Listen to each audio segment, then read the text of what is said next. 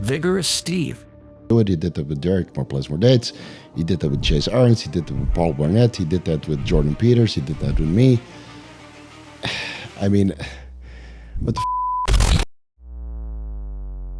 He is a genius of bodybuilding with countless videos on YouTube. Testing an aromatase inhibitor, or testing maybe Primo to bring your estrogen down, or testing Masteron to bring your estrogen down. Pressure medications, you still put stress on your heart. So what we see nowadays is a lot of people, they die from genetic related issues, right? So John Meadows had heart conditions in his family and passed away early. Joe Aesthetics had... Wait, really? The truth always comes out. So if you have a genetic predisposition in your family of passing away from something like cancer or heart issues, cardiovascular issues.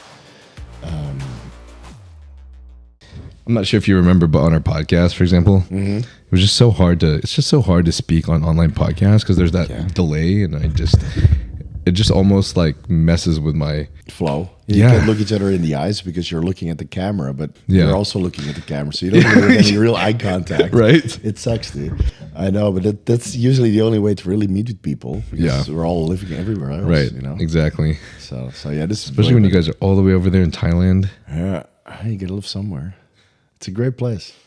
Joe really, he really hyped that place up. Like he really loved it. Yeah, it was a great place. It's a great place. I met him. Are we starting already, by the way? Yeah, fuck it, let's just start. So yeah, I met Joe, I think way before he ever got famous. I think he had two videos where he, he did that little muscle ripple effect.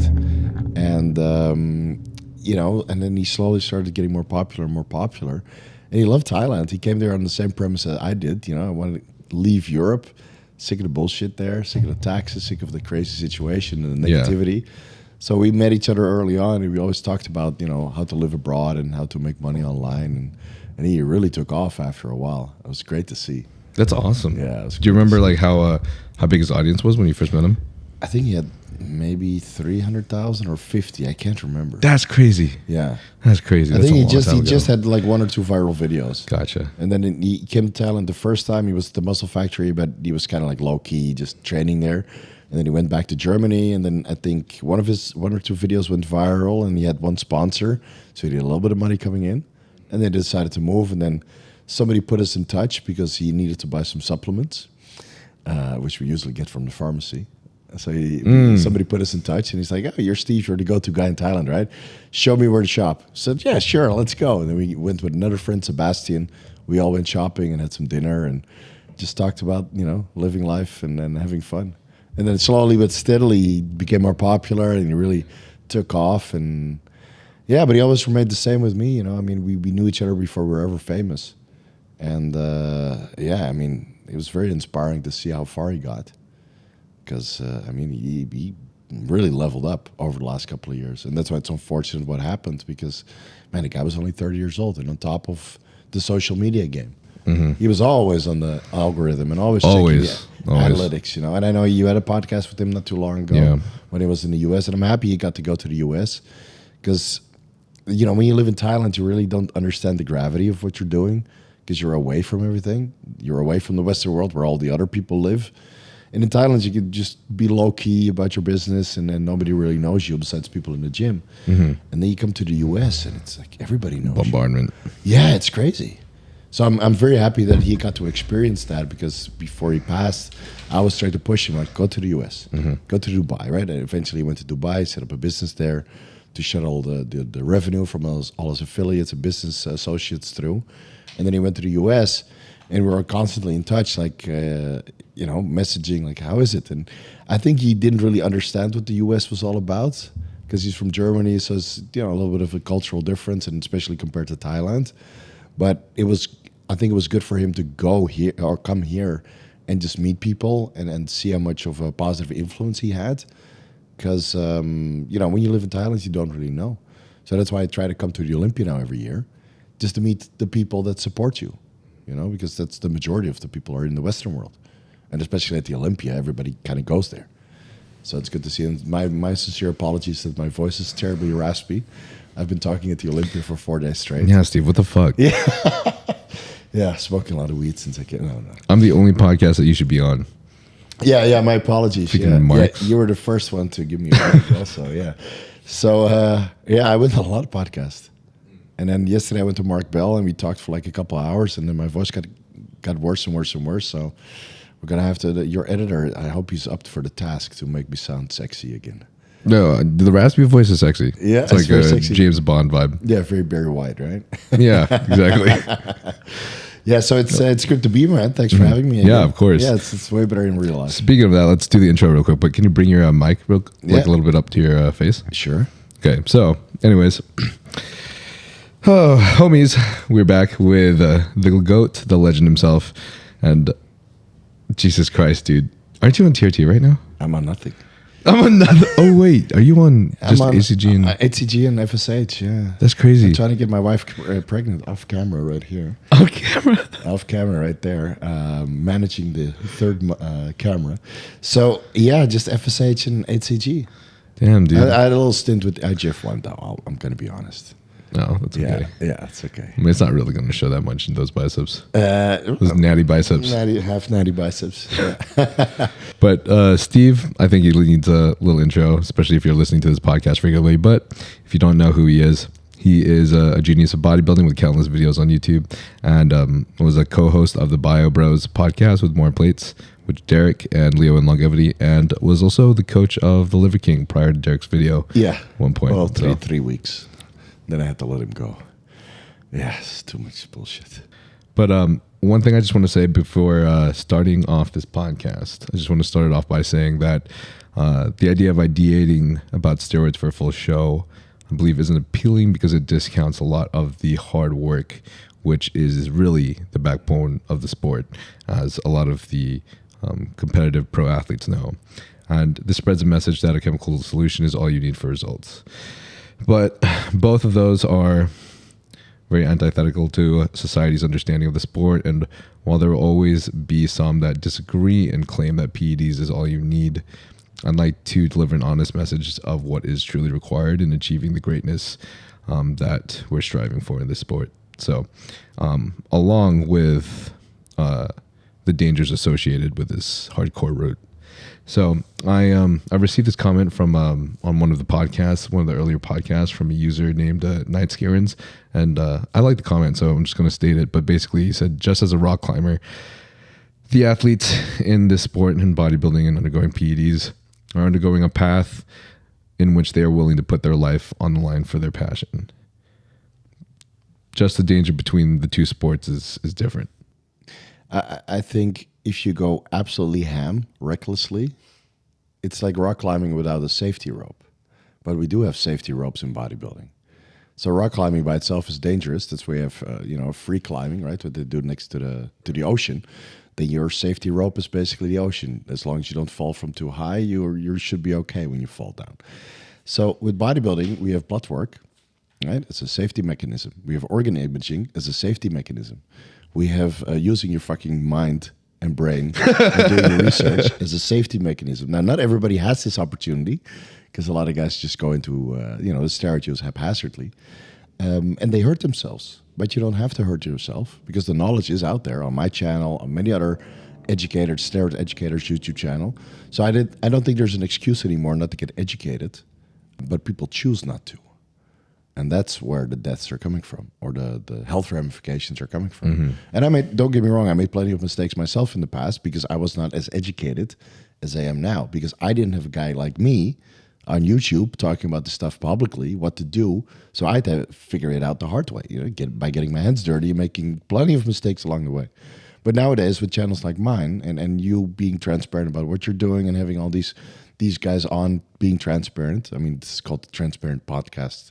After all, I don't think people have to, get unhealthy anymore. You just have to use your brain and use these compounds safely after you've built your base, which I still think people need to build their base, right? You train drug-free naturally for a couple of years, and then maybe you experiment a little bit after you've maximized your gains without drugs. Mm-hmm. But due to social media, everybody's exposed to all these tremendous physiques, so they don't want to wait. They want to look tremendous tomorrow, and that's simply not going to happen. I mean, I started bodybuilding when I was 15, and I took steroids when I was 26. good luck trying to find anybody out there that's willing to train drug-free for 11 years nowadays. Yeah, You can't. This is why I still have some sort of a physique now after being off cycle for 10, 11 months, because I had a base. I know how to train.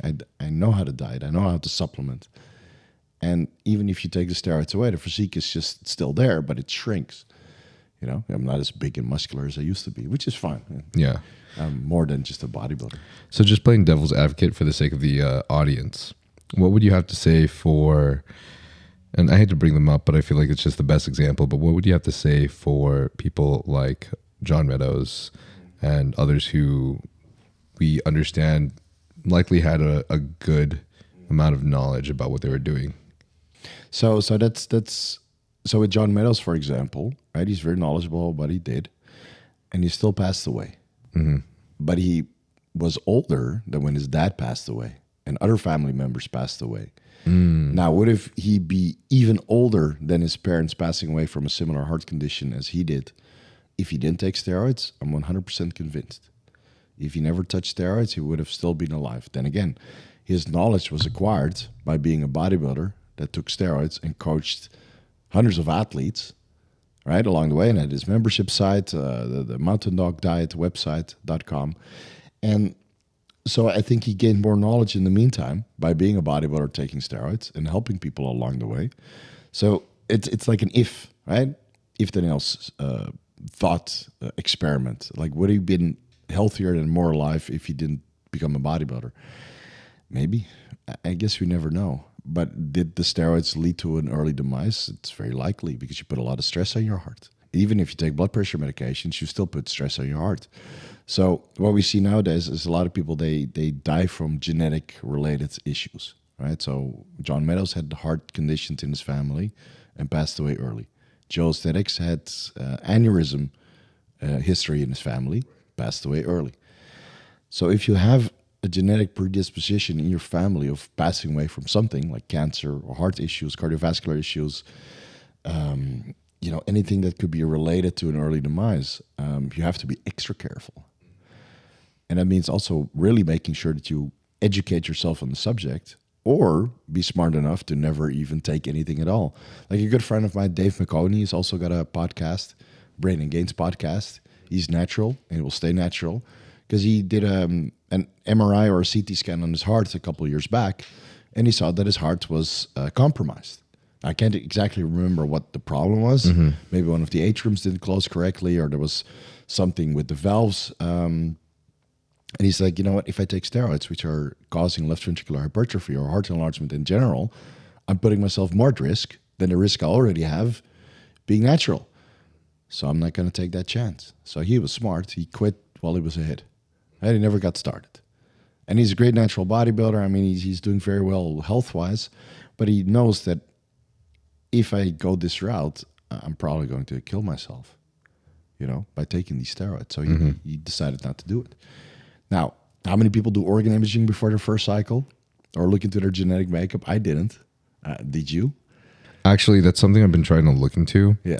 Because I want to, just because I'm just like him. I have the anxiety. Just like Larry Wheels, right. We have this anxiety that, like, even if it happens 10 years from now, 15 years from now, we still have the anxiety that it could happen. Yeah. So I've been trying to ask. I asked Derek.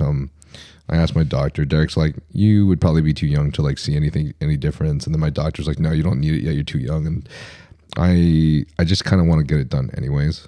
Do it.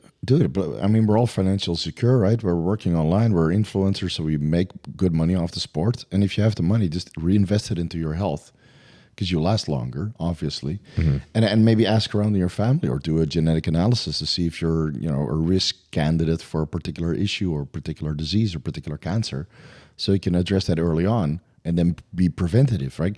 Medicine in the Western world is reactive. So you get sick and then they find a solution with medication. But if you want to be preventative, you have to take matters into your own hands by maybe not taking so much steroids, or not getting so big, or not eating so much food, or excluding particular PEDs that we can choose from. Mm-hmm. So you really have to be on top of your genetic limitations, and you can do that with genetic analysis. You can do that with organ imaging, blood work. So I realized a long time ago that if I have cardiovascular disease in my family, I got to be super selective on what I use. I can't eat too much saturated fat. I can't eat too much cholesterol. I got to make sure that my lipids, my HDL, my LDL, my total cholesterol are always managed, whether I'm off cycle or not. Right? I got to make sure that my inflammatory markers are down. I got to make sure that I do cardiac MRIs or cardiac CT angiograms to make sure that I don't have any plaque buildup. So I'm on top of that for the last decade. But I've been taking steroids for longer than that. So I didn't do it at the beginning because nobody was talking about it. But nowadays people talk about it. Mm-hmm. So I've been very preventative since the beginning. And I think one of the reasons why I've been very preventative, or the result of that, is that I'm in a good state of health now after taking steroids for almost 15 years. So if anybody's out there like yourself and you're worried about something, do the organ imaging, do the blood work. And then just because your blood work and organ imaging is good today, doesn't mean it's good a year from now or 5 years from now. Right. And then if you see something that's off, then make the adjustment or come off completely and fix that before you continue. That's why I think you and Derek both responded the same way to when I shared the reel with Larry Wheels, claiming that I'm not sure if it was, he said Ryan too, so maybe his current and his past coach. Yeah. They both got angiograms, they got echocardiograms, they got what else did they get? They got a stress test, right. And still ended up getting a heart attack. And I think what he said is, honestly, there's a multitude of factors. One, we're just taking Larry for his word that like they got all of those done. Plus, if you're having that lightheadedness and everything, and it sounds like maybe he didn't actually get the echocardiogram because that's more likely a result of cardiac remodeling. Right. Right. But if he did, then the other thing is like maybe you just, some doctors may think that you're good and maybe you need to go to another doctor to. It's okay to get a second opinion. Once you get the medical imaging done, you don't need to do the medical imaging again. You just take your files from the clinic or the hospital, you bring it to somebody else if you're not sure. And again, not everything will show up. Like you have different levels of CT angiograms. So you have a Pernuvio as a CT angiogram, which is more detailed than the conventional CT scans with contrast that they have at some of the hospitals. That's why they, Pernuvio, I think, or Pernuva, I can't remember how you pronounce it exactly. But they got, machines indexed all over the USA where you can test it for soft plaque buildup and hard plaque buildup. And some of the older CT equipment can't differentiate between that. So they might give you a calcium score of 0, even though you have soft plaque buildup. It's not calcified yet, but you need to know about it so you can be preventative from making it worse or going on, lumbrokinase and seropeptase, nattokinase, very high dosages with vitamin K, vitamin D3 to kind of help you reabsorb that plaque and just make sure that it gets out of your arteries. So, yeah, you need to do imaging for that and talk with knowledgeable cardiologists. And unfortunately, not all cardiologists are familiar with what we're doing with our body because it's so far beyond the medical field. Right? And it's not their fault. You can't blame the doctors for not knowing because they work on general population. We're not general population. We take steroids. That's not what Gin Pop does.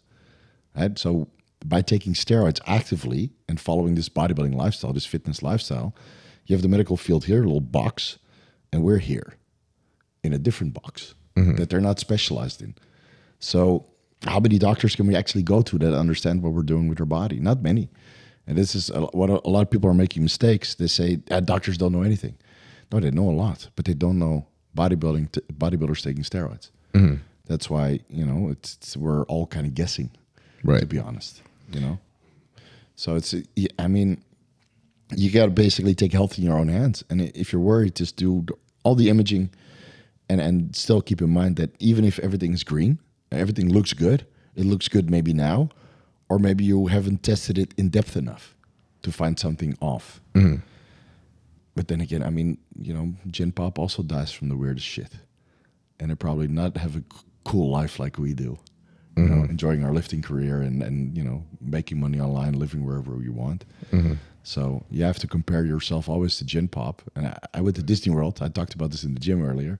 And you see people my age, 40 years old, looking absolutely horrendous and fat and can't even walk, sitting in those scooters. Dude, those donut burgers. Have you ever had a donut burger? No, but I saw them. And that's what people eat, I saw people in those scooters eating those giant pretzels. And I'm like, and they're my age, and they look horrendous. Wait. So what's wrong with the giant pretzels? Dude, it's fine, but if you eat them every day, and you're not walking, like me and my wife, we got 25,000 steps in at the theme parks, right? Yeah. So if you eat a little bit off your meal plan and you know you miss a couple protein meals and you only eat carbs, and at least you can walk it off, right? You don't get too much fat. But those people are sitting in scooters, eating, you know, the Mickey Mouse pretzel that is this big, dipped in cheese, cheddar and stuff, and they're just, you know, going through the line and arguing with each other. So as long as when I compare the people in the fitness community doing weird shit with their bodies with performance enhancing drugs, comparing them to gin pop, even though we fuck up sometimes, we're way further than general population. I mean, their health is astoundingly bad. Yeah. So, you know, to come back on the subject, like, can we do this healthily? I don't think there's any safe performance enhancing drugs. Not even testosterone, because we take way more than we actually need physiologically. We go super physiological so we can build more muscle. But that being said, I mean, if you eat right and you train and you build a little bit of muscle tissue and you focus on your blood work and you do the health supplementation, I think you can improve the quality of your life while shortening it potentially. I think we're just compressing our life, right? Let's say you have 90 years on this planet, average, and you take steroids for 50 years or performance enhancing drugs for 50 years. I think that 50-year window, you compress it into 10 years, so you take 10 years off your total life. Yeah, but you have a blast. But you have a blast in those 40 years. No pun intended. Dude, in this fitness industry, I've never met so many people who are enjoying their life as much compared to any other industry. Because I do consultations with all walks of life. Yeah. People in the fitness industry, besides a little bit of drama that we have, everybody loves it. I mean, look, go to the Olympia. Everybody's in a good mood, having fun, talking with each other. Everybody's so inspired. Exactly, right? And even though we all are kind of crazy, like taking all these drugs and shit, I think, you know, there's worse alternatives out there. And being addicted to recreational drugs, I mean, you walk through LA and you see people who are way worse off. You know, veterans and then being addicted to stuff and then, you know, they never found a home again, coming back from war. And I mean, there's way worse things to end up at, like, So can you do it safely? Probably not. But can you do it responsibly? If you get educated, yeah. You know, I have another message or another point just to play devil's advocate for the audience. But we were talking about how this day and age, it's hard for us to find someone who wants to train natty for 11 years. Yeah. And I totally agree with that.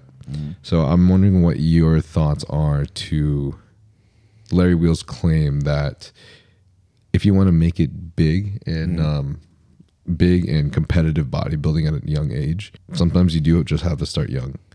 Like, yeah, but he's right. Yeah. But that doesn't mean you have to. If you want to make it big, you probably need steroids. But you can make it big when you're a little bit older. And not everybody's going to be a Sam Sulek, or not everybody's going to be a Larry Wheels. Or a Chris Bumstead. Oh, Chris Bumstead. I mean, we can basically talk 10 guys that made it early on and 100,000 that didn't get there. But we don't hear about these guys. We don't hear about the SARM goblins doing oral cycles and shutting down their HPTA, right? And I mean, we don't hear about those guys. All the guys that didn't get successful. So we're kind of brainwashed in that sense. Like, all the guys that made it successful, they started early, so I got to do that. But if you don't get there, we don't hear about you. And I was lucky to grow up without social media, so I didn't have that pressure. But kids nowadays, they have pressure. They want to look like you, or they want to be as knowledgeable as me, which takes decades, you know, to get to my level of knowledge. Because I've been researching since I was 15 years old, so it's going to take you 20 years to get there, right? But to build a physique, you can do it a little bit faster. Will you build a great physique like yours? Maybe if you have great genetics, great shape, great parents, you know, to give you those beautiful, you know, shape and hip to waist ratio and shoulder ratio. Okay, maybe you get lucky, you get a good physique, and then you make it on social media. But most people just have average physiques. I have an average physique.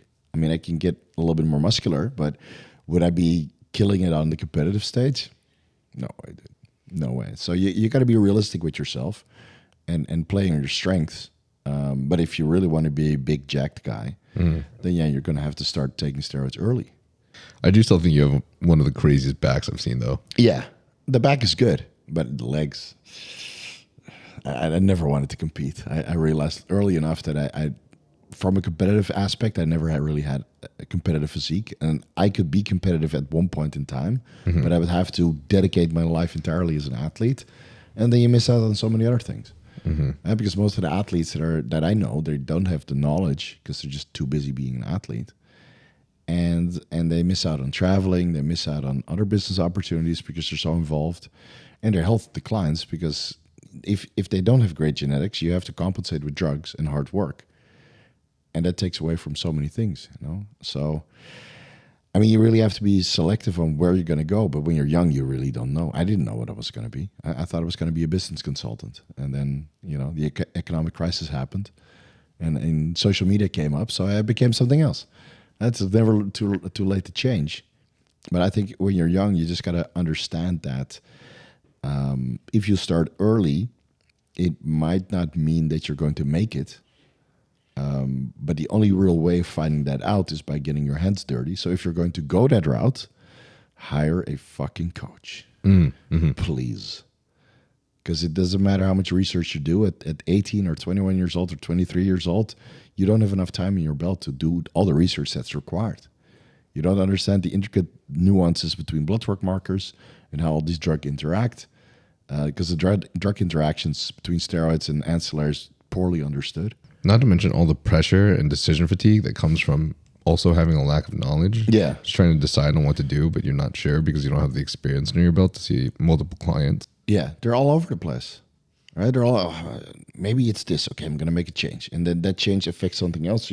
But you don't know how to recognize that, right? Because you don't have the experience yet. So if you're smart, you want to make it big and you want to take steroids, hire a coach. And then the problem is the smart and responsible coach is going to tell you to wait and earn it and do the blood work, which you probably don't have money for yet.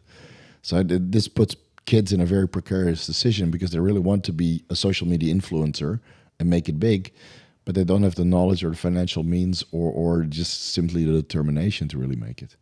Because let's be honest, Sam Sulek just kind of was in the right place at the right time. And he, for the same likelihood that he blew up on TikTok, he could have just been a statistic of the guys that didn't make it. Right? So, I mean, I love the guy. I really like what he's doing. He's learning as he's going. He's figuring it out, just like everybody figured it out. But, of course, a lot of people are giving him criticism because people are more knowledgeable nowadays and everybody has their opinion on a certain subject. But I try to figure it out when I was 21. And just like you try to figure it out. But we weren't blowing up on social media having the entire world look at us. So I mean, that's why all these reaction channels are so bad. Because, and what I'm saying right now is probably bad because we don't give a shit about his mental health. We're just giving our opinion, but that's millions of people giving our opinion on particular people in the fitness sport. And nobody really thinks about, well, what if the cumulative effect of my opinion and all these other guys' opinion kind of catches on and adds up, and then this guy, I don't know, gets depressed. Nobody ever thinks about that. And let's be honest, we all started bodybuilding for a reason. You know, we poor self-esteem, we thought ourselves too small, we got bullied in high school or whatever, right? So I think we should be a little bit more kind to each other. And then if somebody's making those mistakes, okay, they'll figure it out eventually, you know? But again, hire a fucking coach, please. It helps a lot. Yeah. I think it's hard these days, though, to find the right coach. There's a lot of coaches and most of them are shit. But then again, that's me being very harsh because I've done it for 12 years, 15 years. So I might know more than a lot of coaches. And my approaches would be different compared to theirs. And coaches now are under a lot of pressure because there's a ton of coaches. So there's a lot of competition. And you don't coach anymore either, right? No, I stopped. See, we're losing them. Yeah. Yeah, but I'm at least I'm putting all my information out there for free on YouTube. Okay, if you want personalized advice and you want an hour of my time or 20 minutes, it's going to cost you because get a cue card. There's so many people who want that. So I'm not cheap anymore.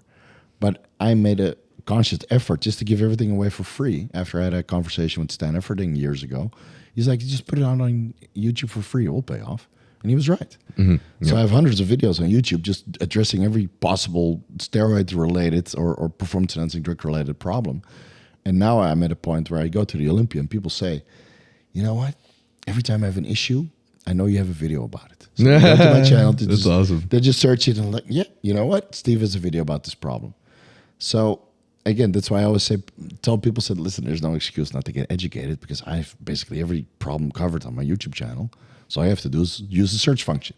And don't forget to like and comment for the algorithm. Right? So I can boost to get a little bit of views and AdSense revenue. You have that memorized. Yeah, you have to, man. Otherwise, people just watch and they're silent appreciators because likes and comments go a long way. So, to bring it back, right? With the content that's out there that I'm trying to provide for free, you can coach yourself. But again, you have to do the research. And when you're 18, 21 years old, going through 700 videos on my YouTube channel takes time. So hire a coach that you feel is going to be your best match and just feel them out a little bit, see how their communication is, see how they answer questions. And if they just answer like, I'm smart, my way or the highway, don't give them any money, fuck off. Right? I always make time to explain to all of my clients in depth why certain decisions and certain things were put in place. But yeah, there's a lot of coaches out there and most of them are shit. But that's just me talking after coaching for a very long time. So I'm sure when I was coaching for 5 years, all the experienced coaches probably thought I was shit. But I thought I knew what I was doing. But it just takes time. Right. Getting the experience and really be a good coach takes time. And it's only natural for the bigger coaches. Like John Meadows, at one point, he quit also. He just moved on. He went to YouTube. The best combination is really like all the people in your team of good quality people with knowledge and contributions putting their head together. So you know your knowledge, you have a good coach that's reliable, that actually cares about like your health, isn't just giving you stacks so you win. Right. And then you have a doctor who like at least has some kind of understanding of bodybuilding and isn't going to judge you for it. Right. I think having those three heads together is probably like the most powerful thing. Yeah, and then having a girlfriend or a partner who kind of reel you back in because we all do way too much. Let's be honest. I think without my wife, I would probably do stupid shit still. But then you get into a relationship and you realize, wait, it's not only about me. And then when you're thinking about kids, and then you realize, oh, it's about me, my wife, and my future kids.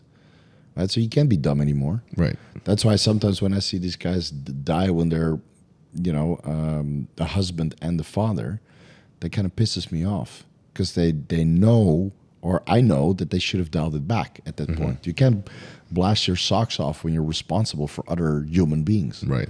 Especially kids. So as you grow older, I'm assuming that. Yeah. So when you're a parent, you just got to reel it back in. There's other ways to make money and provide for your family. And again, when you're knowledgeable, you don't have to be jacked 24/7. You could just give the information. Like I realized a long time ago that I don't need to be jacked on YouTube because the knowledge is still the same, but maybe the presentation is a little bit less. Okay, so be it. I don't want to die to look appealing to some people.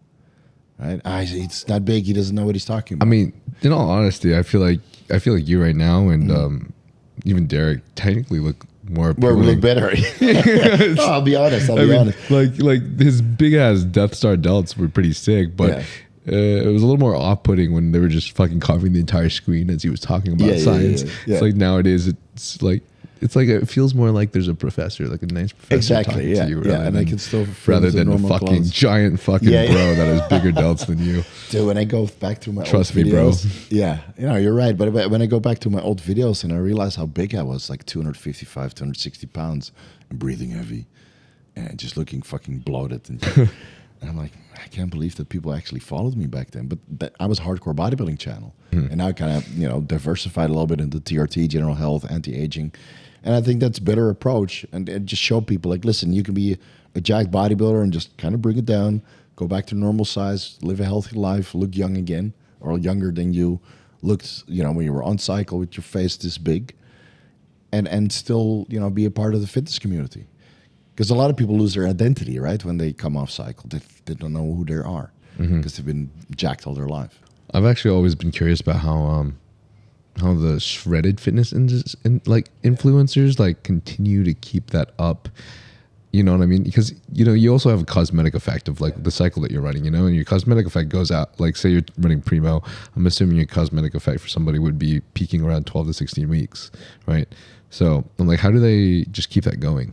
So we can take Joe as an example because I know exactly what he was doing, and he was just on a 250 test, but doing 2 hours of cardio per day.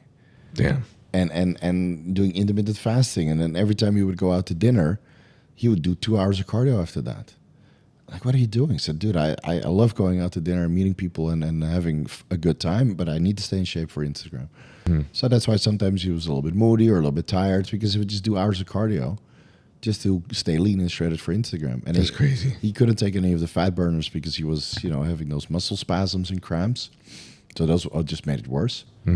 So he was just dedicated. And I know a lot of fitness influencers, like you yourself, you were like on diet for like 3 years straight. Yeah. So, and not doing anything crazy in the meantime. Like you can't be on Clen 3 years straight or DNP 3 years straight. So I think all the smart guys to just realize, well, the hard work still applies.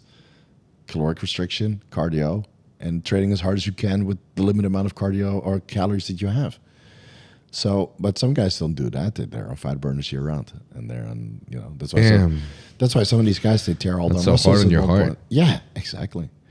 Yeah, and you'd be surprised how unhealthy some of the influencers are. I mean, eventually they come to me, right, with their blood work, and they're like, "Steve, what do I do?" I said, "You need to cover up for 6 months and come off." Yeah, but what do I do about my social media? I said, make some fucking content where you actually talk, and don't just show yourself. And then the Liver King didn't want to come off. Most guys don't want to come off. So I mean, what can I do? I mean, I have my protocols on how to get people healthy or keep them healthy. But if you don't want to follow my protocols, then I can't work with you, right? Because then it's my reputation. If somebody dies under my watch, because I mean, LK was he's close to death. He was that back then, Liver King. He was close to death 2 years ago, and he looks even worse. And I'm sure his blood work is even worse now. So, I mean, how can you work with that? I'd be mortified if somebody dies under my watch, Nobody's ever been to the hospital unless I sent them in for blood work or organ imaging. I mean, how many coaches can say that? I mean, some coaches out there that have people on the Olympia stage actually had people die under their watch with their protocols. I mean, that's fucked up, dude. And they're still getting clients. I wouldn't be able to live with myself. I would fucking retire if somebody died under my watch. So some guys that were so unhealthy, I just said, I'm sorry, I can't help you. You need to go to a doctor. I'm not a doctor. I can keep you healthy if you want to take these steroids, but if you fucked yourself up already, then don't rely on me to get you healthy unless I feel confident that we can do it.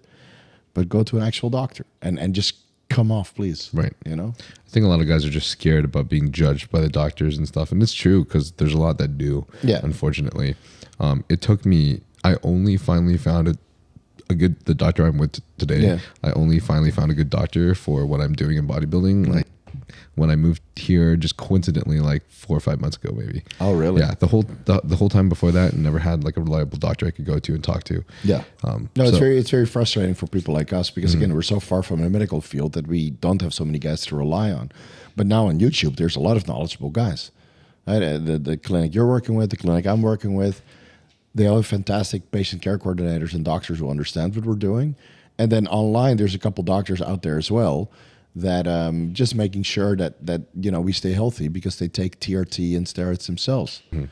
Like there's a YouTube channel called Man Medicine out there. It's just a TRT doctor that completely understands how TRT works and does jujitsu. And I always forget his name. I think his name is Andrew. I should do a podcast with him at one point.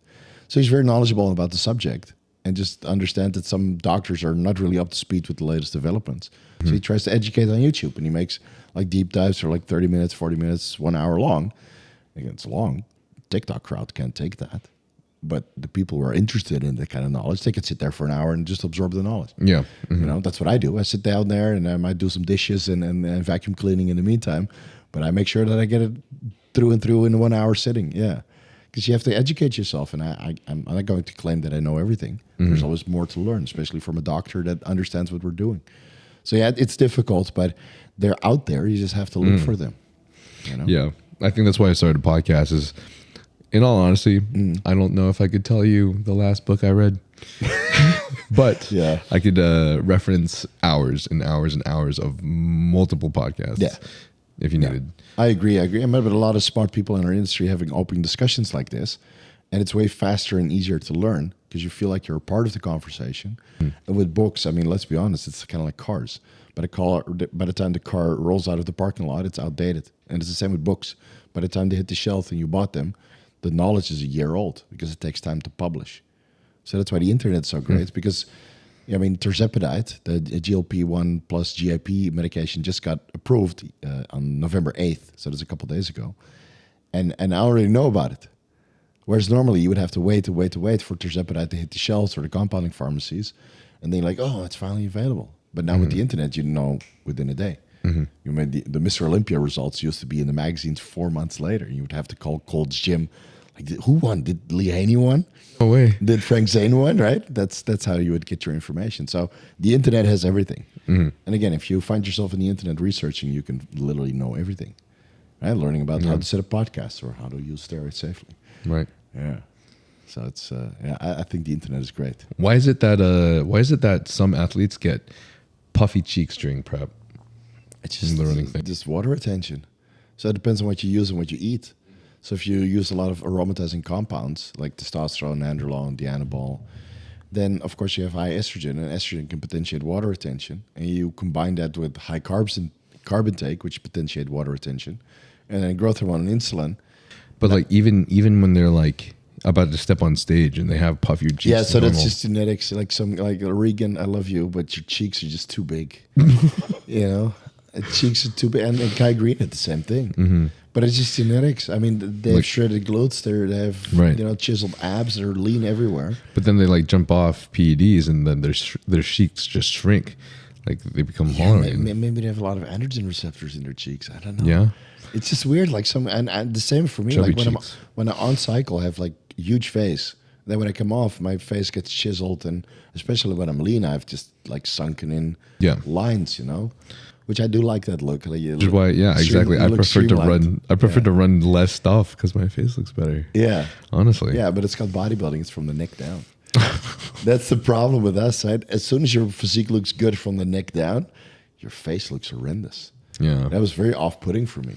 Always, and of course, when you're large and in charge and you're kicking ass in the gym, running a boatload of gear and eating a boatload of food, it's a lot of fun. Until you look in the mirror, you're like, kind of look old, kind of look fat.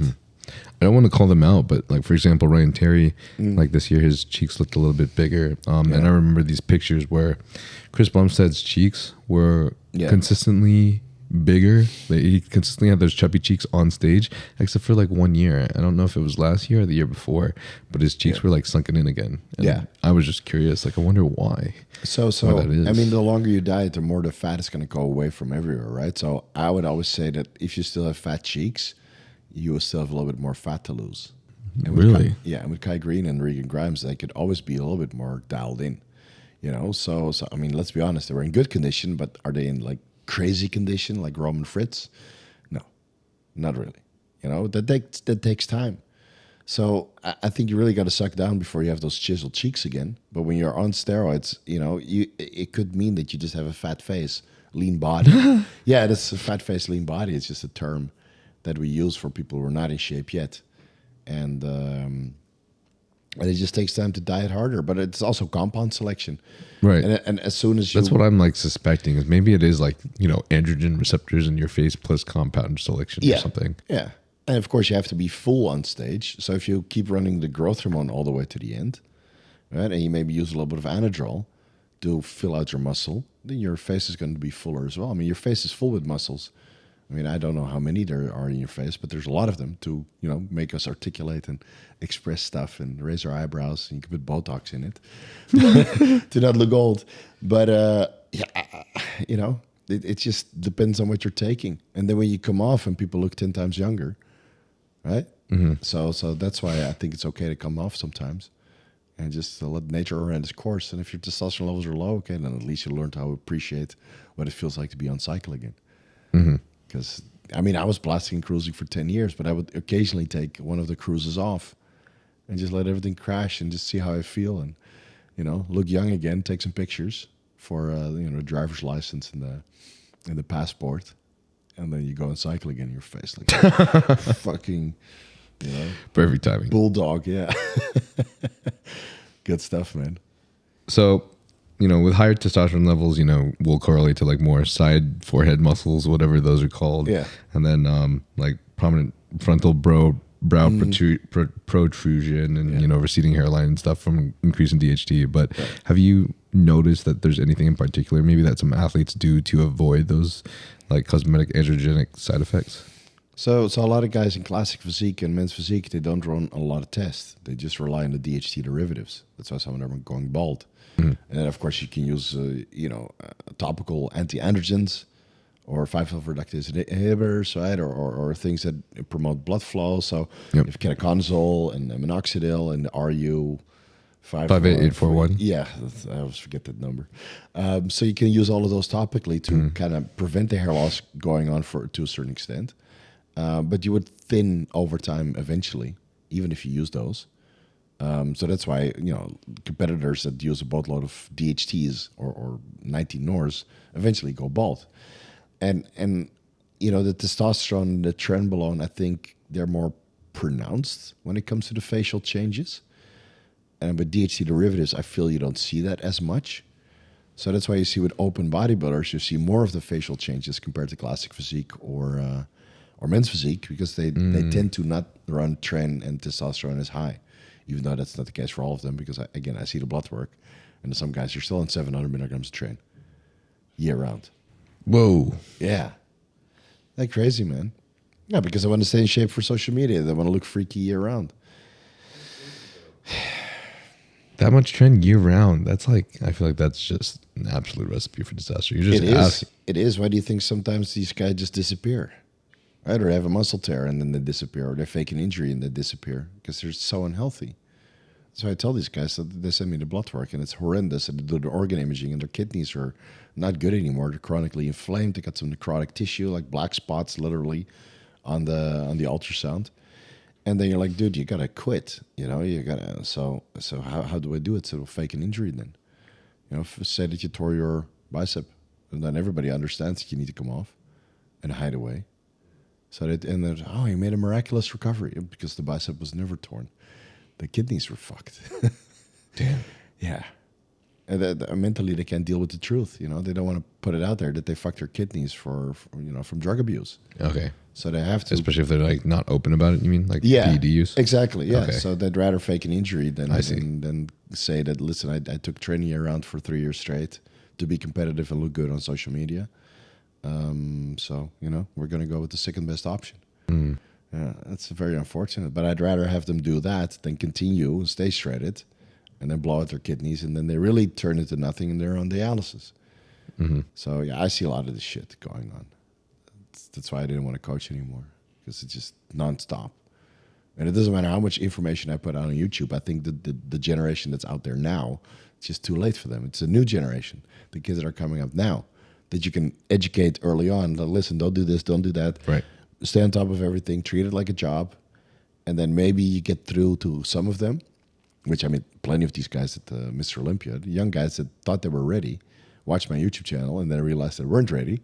So they decided to wait another 5 years to take steroids. Yeah, because it's a lot. It's a lot of, and they're like, Steve, I don't know half the stuff you're talking about. I said, well, okay, just watch it again, pause it, go to, Google or Wikipedia or PubMed and research more until everything makes sense that I'm talking about, and then you should be ready, Of course, by the time they are, did more research, my channel will be even more in depth because I learned more along the way. Yeah, right. Yeah. So I think that old generation is kind of too late, unless they're really on top of their health.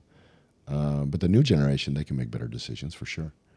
Yeah, and not do 700 trend year round 3 years. Yeah. Yeah. Social media game just ruined everything health-wise. Right. Yeah, because everybody wants to be competitive. I have still yet to touch trend. Good. Stay away from it. My wife told me not to use Tren anymore 9 years ago, and I haven't touched it since because I was intolerable. I was just moody and angry. And everything pissed me off. I think that's the scariest part for me is like my number one thing over everything is first, of course, my life, and then second is my mental health, because your mind is everything. Whatever's in here is your reality, So if I feel like ass, if I have a little bit of sleep, I think about everything negatively. I think about my friends negatively. I think about my life negatively. Everything just sucks, even though it's not true. So I can't imagine putting myself in that like permanent state by taking tren. It just seems not worth it. Like my friend Nathan Brooks, he competed for his first show, looks phenomenal. I think he has very close genetics to Ramon. Do you know? He has giant ass forearms, small waist, all this shit. But he just quit after his first show. He won first place, and then he was like, I can't do this anymore. Like my mentals were just too bad. It was just miserable. And there's ways around that, but you have to take more stuff to deal with your mental side effect, whether that's weed or kratom or SSRIs. I mean, so you're taking more stuff to combat the side effects of the trenbolone. Right. And honestly, if you train, with just test and primo and then maybe some anavar for a couple of years, you get that muscle maturity, so you don't need tren anymore. Like most of the advanced and seasoned competitors, they use a low dose of tren because they know they don't need much, and the muscle maturity is already there. But if you're just getting started, then tren is basically a gift from the gods, because it will give you muscle maturity even though you technically don't have it. And that's why a lot of kids nowadays, they like trenbolone, because it compensates for all the things that aren't there yet. The diet isn't structured yet. Tren will compensate for it. The cosmetically, yeah. The training isn't optimized yet. The tren will compensate for it. All the mistakes that you're making, tren will just say, "Oh, don't worry, bro. I'll take care of that. Just give me your kidneys." Just give me your kidneys. Give me your kidneys, Charlie. Yeah. Exactly. Yeah. So that's what tren does, and that's why it's so popular nowadays, because you can do everything wrong and still get great results.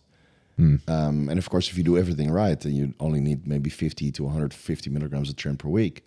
And at those low dosages, your mental sides should be minimal, but they'll still be there. Even at a low dose of 100 milligrams of tren per week, 200 milligrams, I would still get weird thoughts, and everything is negative. And it's like this perpetual rain cloud over your head. So I was like, fuck this, I'm out. I'll just use test and primo and anavar. That's it. What are your thoughts on NPP and Deca? Say like off season or something, with like the whole rain cloud, thoughts in your head, and then like lack of like libido.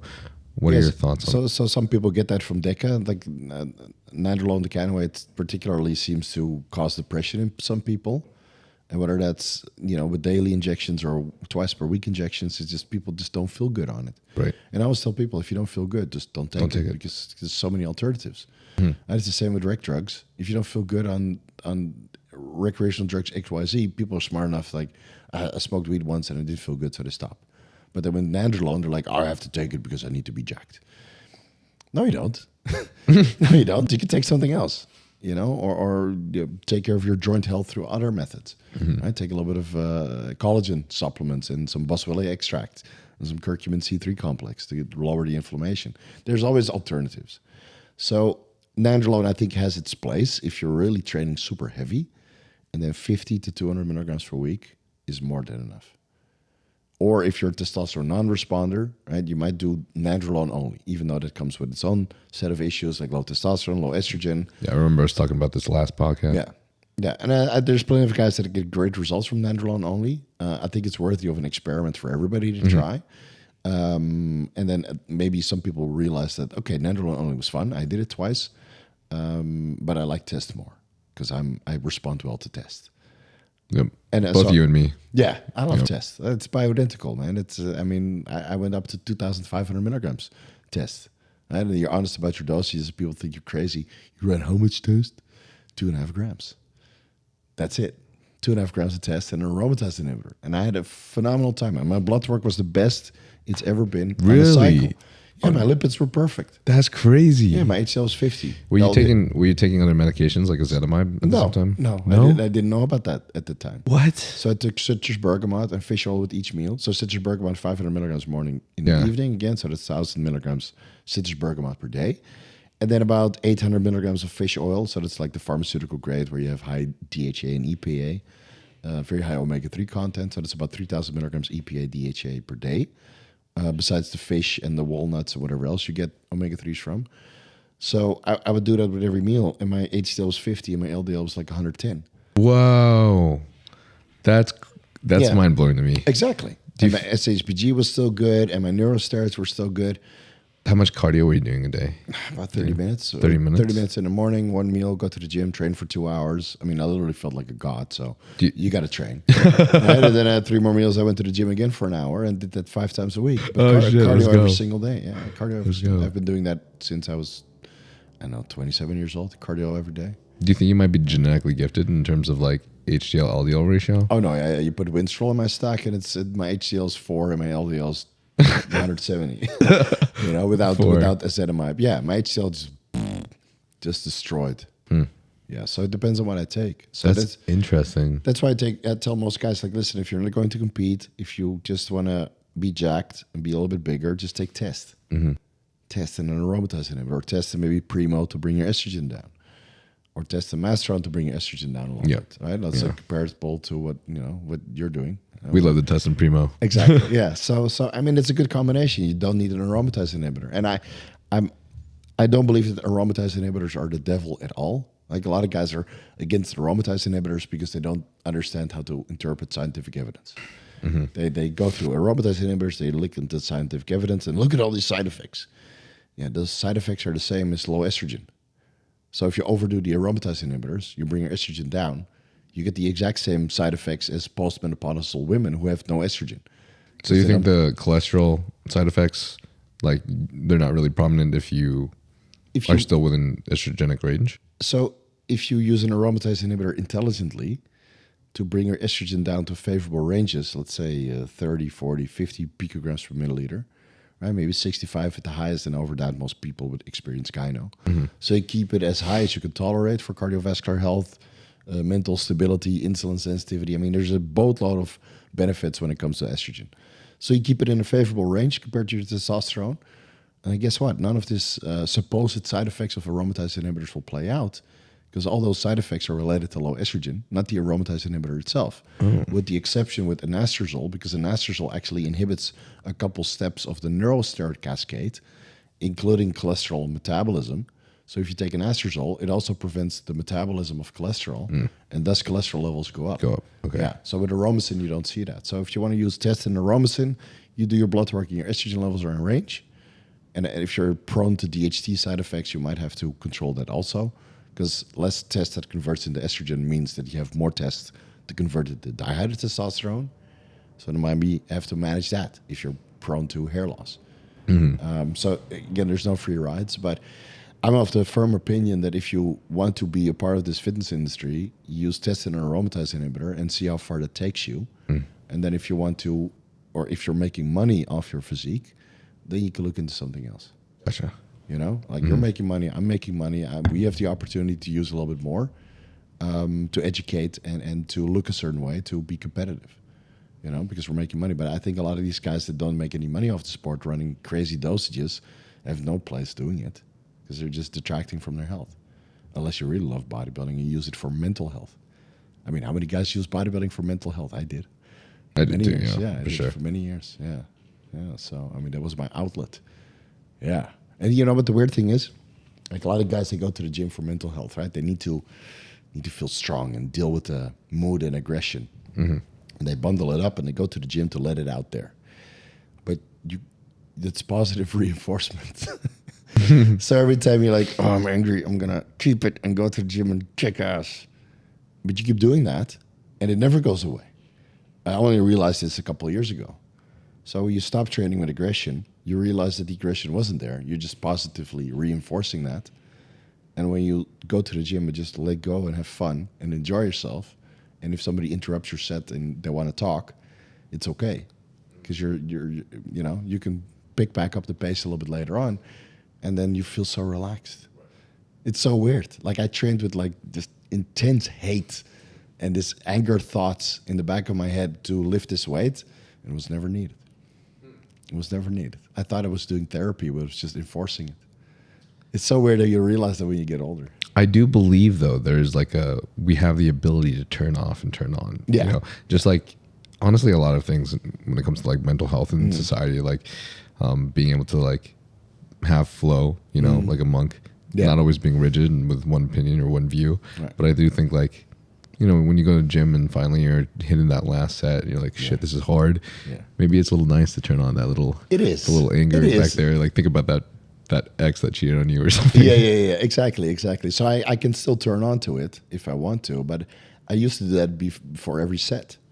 You know, just tap into something that's nasty, and I wouldn't even think about whatever happened back in the day. I would just tap into the negative energy. And so I'd be blank mentally, but I'd have that rage feeling, that silverback moment for the set, and people look at me like I was fucking possessed. You know, I mean, you remember that, right, Dave? Just train, and we used to train together when she was competing. We'll get right back to the podcast in a second, but I just wanted to take this break to thank you guys immensely, because this podcast is my favorite content to create, and I couldn't have done it without you guys. Contributing to it will further help its growth and allow us to listen to more amazing guests such as the one you're listening to today. So if you'd like to support the podcast, you can do so by rating us 5 stars on Apple Podcasts, Spotify, or anywhere you find your podcast, or subscribing to the YouTube channel. And if you would like to help fund the podcast, you can do so by using Nile for a discount off of Young LA clothing or huge supplements. Thank you guys again so much. We'll be right back to the podcast. So I would used to train with my wife when she was competing. And then I would do a sit, and I would just go to a dark place mentally and tap into that raw emotion and just enforce it. And I stopped doing that the last couple of years. Also experimenting with SSRIs and neurogenic aids, and I was able to completely let that go. And now I just have fun in the gym. Yeah, now I just have fun and training, with happy thoughts. And then like, man, that was a good set, Steve. Instead of like, motherfucker. That's all gone now. So I'm way more at peace. Yeah, but when I got started, I mean, you get started because you're too small, or you get bullied, or there's something negative going on, and it's a great outlet. But I would implore everybody to kind of not hold on to that thought, because I did it for like 20 years, dude. Yeah, 20 years of rage in the gym. Maybe that's why I'm smaller now. Maybe I do need to tap into it so I can stay large. Right. I don't know. It's like keeping a grudge. Anyone who's holding a grudge continuously doesn't make you happier. Exactly. Yeah, and then you combine that with Tren. Oh man. Oh man, hide your wives. Hide your wives. I actually had a friend. I kind of want to. Well, maybe it's private. I have a friend that people know. He was on the podcast before. That I think he was running test something in Tren, maybe test tech in Tren or something. And he said he didn't think there was anything wrong. He didn't feel like he felt any side effects. But then when he came off, because I think his girlfriend, I'm not sure if his girlfriend mentioned something, but when he finally came off, he realized that while he was on it, he did not want to be in a relationship. Oh, yeah. He just did not want to be in the relationship. And then when he finally came off the stuff, he was like, wow, I love her. Like, I want to stay in this. Yeah. Like, I get it. And it takes a couple of weeks before you realize that, when the trend is completely metabolized and you're off this just perpetual red cloud, and then it goes away and the sun is finally out. You're like, oh, wait a minute, I can't enjoy life. But it takes a while. Yeah. And I remember we had this discussion a couple of years ago with my wife, and she's like, you know what? I don't really like how you act on Tren. I was like, okay, well, then I'm going to have to make a hard choice. I had all the other girls before her. I would say, okay, it's Tren. It's not you. Bye-bye.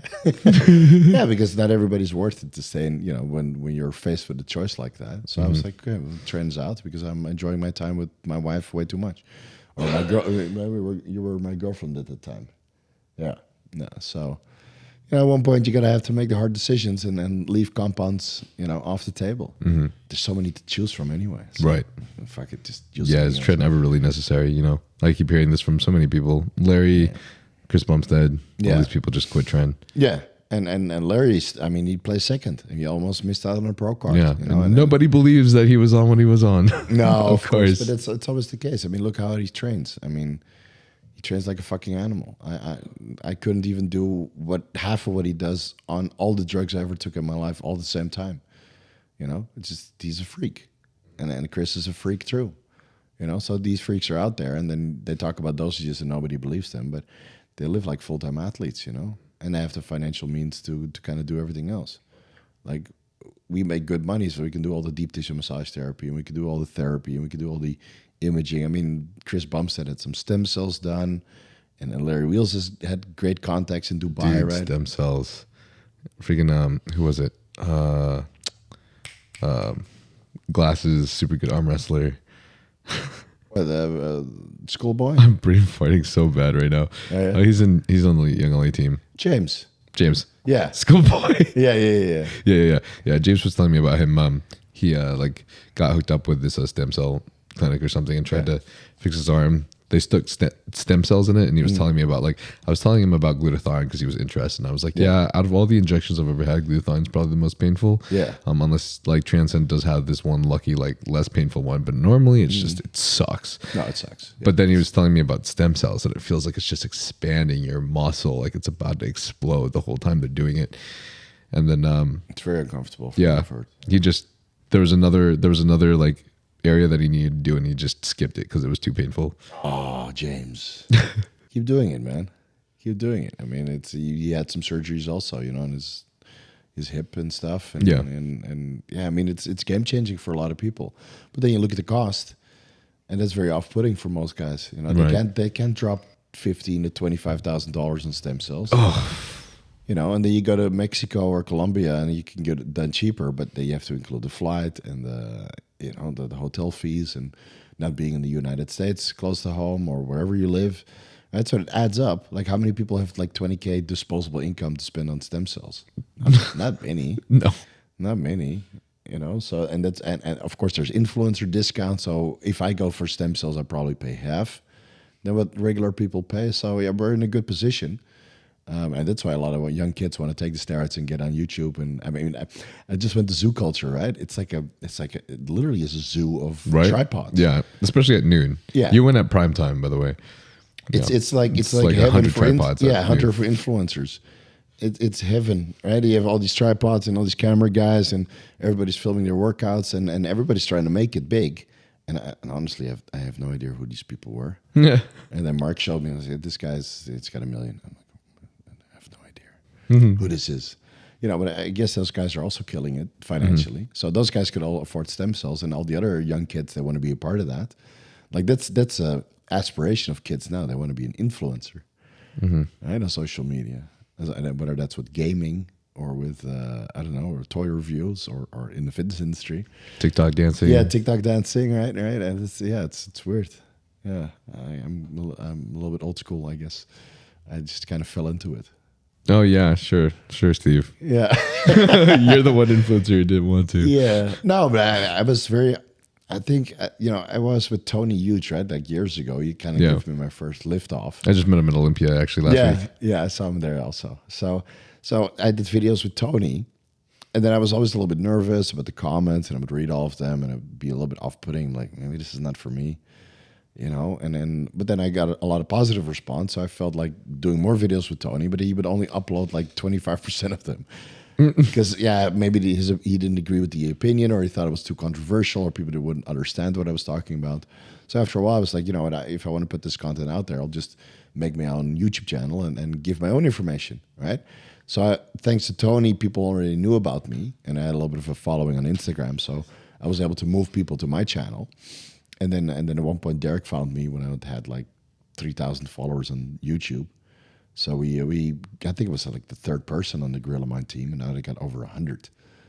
So all those guys took my affiliate sales away. No, not really. But so you always need to get a lift off, right? A place to get started. In the beginning, the response was very, very good. Nice, so, I felt going. Then, of course, after all, you get into drama and death threats for whatever reason, and but it took me a while to really adopt the social media thing, and now I feel that it comes naturally. But in the beginning, man, you're an absolute natural at this, for sure. So, but the first batch of videos that I put on YouTube, oh man, I had to take offline. They were so bad. We've all done that. Yeah, all of us. It's so bad. So people are like, "Where are all the old videos?" I think I took like 100, 150 videos offline. Whoa, that's a lot. Yeah, I was just not, because I didn't have a disclaimer.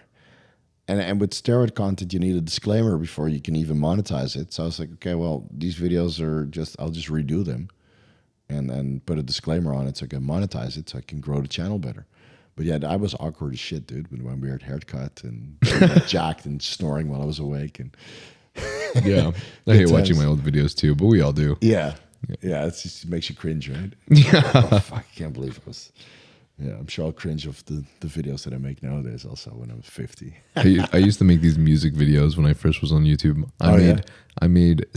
I would do singing split with me playing saxophone, clarinet, drums, Oh, guitar, really? The and split piano. screen. Split screen. Yeah, just do it all at the same time, and I try to sing at the same time. And That's cool. Did those go viral? no, I'm glad they didn't. Some artist in the attic, you know. Yeah, just in the like basement. because Joe Static started with like biking, right? Right. Yeah, you started with Like biking. Yeah. bicycle tricks. Crazy. We all start somewhere, dude. Yeah, something totally random. It's No, awesome. My YouTube channel, I started about just being a bodybuilder in Thailand. And I started my YouTube channel in 2011. It's before I met my wife. Wow. So I have like the earliest videos, which are all offline. It was going to particular gyms. We went to old gyms back in the day. Remember? That's crazy. Just change I used to have a beard. I think 2011 is hair. literally when like I had my first Instagram. Yeah, 2011. Yeah, 2011. Yeah, it was like close to when Instagram came out. Yeah, so it was early days of social media, and I was awkward as shit, just training and trying to present and stumbling over my words. And then coaching took off, so I just let the YouTube channel go. And then later on, because of Tony and then Derek, I started getting more popular on YouTube. So it's only been the last 4 or 5 years that I'm back on YouTube. Yeah, since 2017, 18 time. And then, now I'm breaking 100,000 subs. Let's go. Yeah. Yes. Took a long time though. Took a long time. Very well deserved though. Thank you. Yeah, it's been a hell of a road. So since we were talking about health earlier, there's a question that I really want to ask. So Sure. now in 2023, we know that many kids are taking steroids already, and many of them will, regardless of what anyone says. So if you had 5 minutes that you could tell someone some non-commonsensical things to do to avoid an early death and other consequences, what would you tell them? Do your blood work so you have your inner health right in front of your nose, and then be an adult about it and make the decisions. So if you see yourself unhealthy, throw in the towel or lower the dose or make the adjustment so you can stay healthy. And then the golden rule of taking steroids is go with a reputable source, because there's so much shit out there. And most of the steroid labs, they don't give a shit about your health. They care about making money. So they use synthetic carrier oils, which are not good for you, or they underdose their product, or they're not sterile, or they're filled with chemicals or heavy metals. And why are my iron levels and my magnesium levels and arsenic levels so high? It's because you're injecting that shit. People don't know about this. So stick with pharmaceutical stuff that's still FDA approved. So that's Test, Primo, Nandrolone, right? As the injectables. That's it. Sucks. Anavar, unfortunately for the people in the United States, compound Anavar is no longer available. Wait, really? Yeah, that's got banned like 2 weeks ago. In the United States? Oh. Really? Yeah. Like HRT companies can't. Yep. Can't prescribe Anavar anymore. Do you know why? Well, you have to get political, but the current administration is very anti-steroids. So HCG got banned. It's still available under very limited prescription dosage reasoning, but HCG got taken off because it's a biological, and now all the peptides are taken off because Eli Lilly and some of these compounding or some of these big manufacturing companies of tirzepatide and liraglutide and dulaglutide and semaglutide are complaining that all these compounding pharmacies are copying these appetite suppressants and then putting in a little bit of vitamin B12 to bypass the patent because it's a different formula, and offering that at a much lower price than what the semaglutide, like the Wegovy and the what are these brand names? I mean, But you're not saying that people can't get HCG anymore, though. no, they can't. That doesn't even make any sense to me. I know, but Like, that's people what need the to- administration in the US are trying to do. So Anavar is off the menu, HCG is off the menu. Most of the peptides from the compounding pharmacies are off the menu. That's why you see all the gray area peptide websites. They took everything off. Everything off. Like some of my sponsors, they already took all the stuff off. That's crazy. I feel like taking HCG is the most ridiculous thing you do. There's people that need that. Yeah. Yeah. So People need that for their babies. exactly. Oh, So for what? fertility purposes, it's still prescribed, but it's the cost is now like 4 times or 5 times higher. So a vial of HCG would run you $100. So it drives everybody underground. So instead of going to the compounding pharmacy, getting a script, getting it legitimately high quality pharmaceuticals, you have to go underground and go with a peptide website that still offers it, but you don't know the quality. Or a steroid dealer that offers pharmaceutical grade, and then you have to risk importation or pay a surplus for a domestic remailer. So this makes everything very problematic, that at least in the United States, like in Thailand, I can buy everything I need over the counter in the pharmacy, no problems, no questions asked. But here in the US, in Europe, especially Germany, Sweden, some of these countries, it's just becoming more difficult. You know, they're really cracking down hard on it because the big pharmaceutical companies, they want their bucks. You know, they want to make sure that they get paid. So yeah, so for the young guys out there, you really have to learn sourcing, probably more than you learn about training. Training is easy, that's fun, but sourcing is complicated. It's just as complicated as you know, learning about how to use the steroid safely. Yeah. So I have videos about this on my YouTube channel, what to pay attention to. Of course, those don't really get watched, unfortunately. Yeah, so for the young guys out there, I mean, there's a huge learning curve, and you have to do the research just to make sure that you stay on top of the latest developments. Because your Anavar might not be Anavar, and your HCG might be not HCG, it might be something else. Your testosterone might be, well, maybe enantate is propionate or something else, and your masterone is testosterone propionate. So yeah, it's getting more difficult. Yeah. Especially at the starting level. That's why a lot of guys go to SARMs. I know you can buy SARMs at all these websites with discount codes, and then everybody gets a kickback and just run some Osterine, which is a terrible idea. It's horrible drugs. SARMs. SARMs are for quitters. Yeah, sorry. SARMs are for pussies? Yeah, SARMs are for pussies. SARMs are for pussies. I mean, real men inject. Oh, man. Yeah, sorry to say it, but no. I thought that they looked promising a couple of years ago, but when you do the research, it's just shit drugs. Just shit. Like all those pro hormones that got discontinued, and then suddenly the market was flooded with pro hormones a couple of years back. Those were all the steroids that were rejected. Right? Those are like the steroids, right? Like, that would be like a 10 out of 10 woman. Right? Those are all FDA approved, and everybody would like a piece. And then you have the 5 out of 10s that nobody wants, and then the 1 out of 10s that shouldn't even be walking the street, right? Shouldn't be in the dating pool. Those are the pro hormones and SARMs. And people still slam them. They're still slamming the 1 out of 10s, unfortunately. Yeah, so no. They need some love sometimes, Steve. No. It doesn't matter how much train you're on. The 1 out of 10s don't any love. Yeah, just leave them be. Leave them at Disney World. Oh, Disney World. Oh, shit. Yeah, sorry. I'm excited for my podcast to get canceled. Oh, no. Yeah, just cut it out. Just cut it out. I was talking to Giordani the other day, too. We were talking about getting him on the podcast. I'm like, I can't wait for you to cancel my podcast. You never know what you're going to get when you get guests on, right? Yeah. Especially Giordani and his 10 banned Instagram accounts. He just got 10 banned already. I don't know how many, but he's gotten banned from Instagram multiple times. Oh, man. Yeah, it sucks, dude. I can't. It sucks. You put your life's work on your Instagram, right? And then you basically have to self-censor.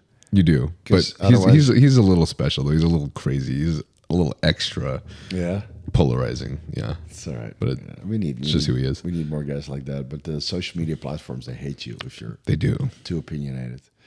Yeah, so I do plenty of self-censorship also. Self-censorship. Yeah, because I don't want to lose my YouTube channel or my Instagram account. You know? It sucks. You have to start from scratch. And then let's say you have 100,000 followers or subscribers, and you get your YouTube channel banned, and you basically start from 25,000. You know, a quarter is going to find their way back, and then your views are down, and yeah, it sucks, dude. So you got to be super careful. Yeah. If you're super popular, then it's okay. You get 1 million on the next day, right? We've seen that happen. Real people get banned, and then the next day they got 1 million followers on their new account. Who are those? Jesus. I've seen it happen with some of the influencers. They just get banned, and they make a backup channel, and then they got 1 million followers again. Jesus Christ. Yeah, those are all real followers now. Yeah. Would it happen to me? Maybe 10,000. Like, yeah, Steve, whatever. All right, I want to change the subject a little bit. Sure. Yeah, a lot of things have happened since our last podcast, and then we went to Olympia. What are your thoughts about Olympia? What are your thoughts of the outcome? I mean, it's interesting. I mean, I like Derek Lunsford. I love the guy. I wanted him to win.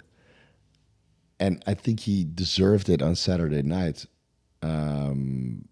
even though Hadi improved quite a bit. But Hadi was off on prejudging. And guys, I know all you Iranian fans, you better slow down because I was there. You better slow down. And you guys were watching it on the live stream, right? And the live stream and being there in person is different.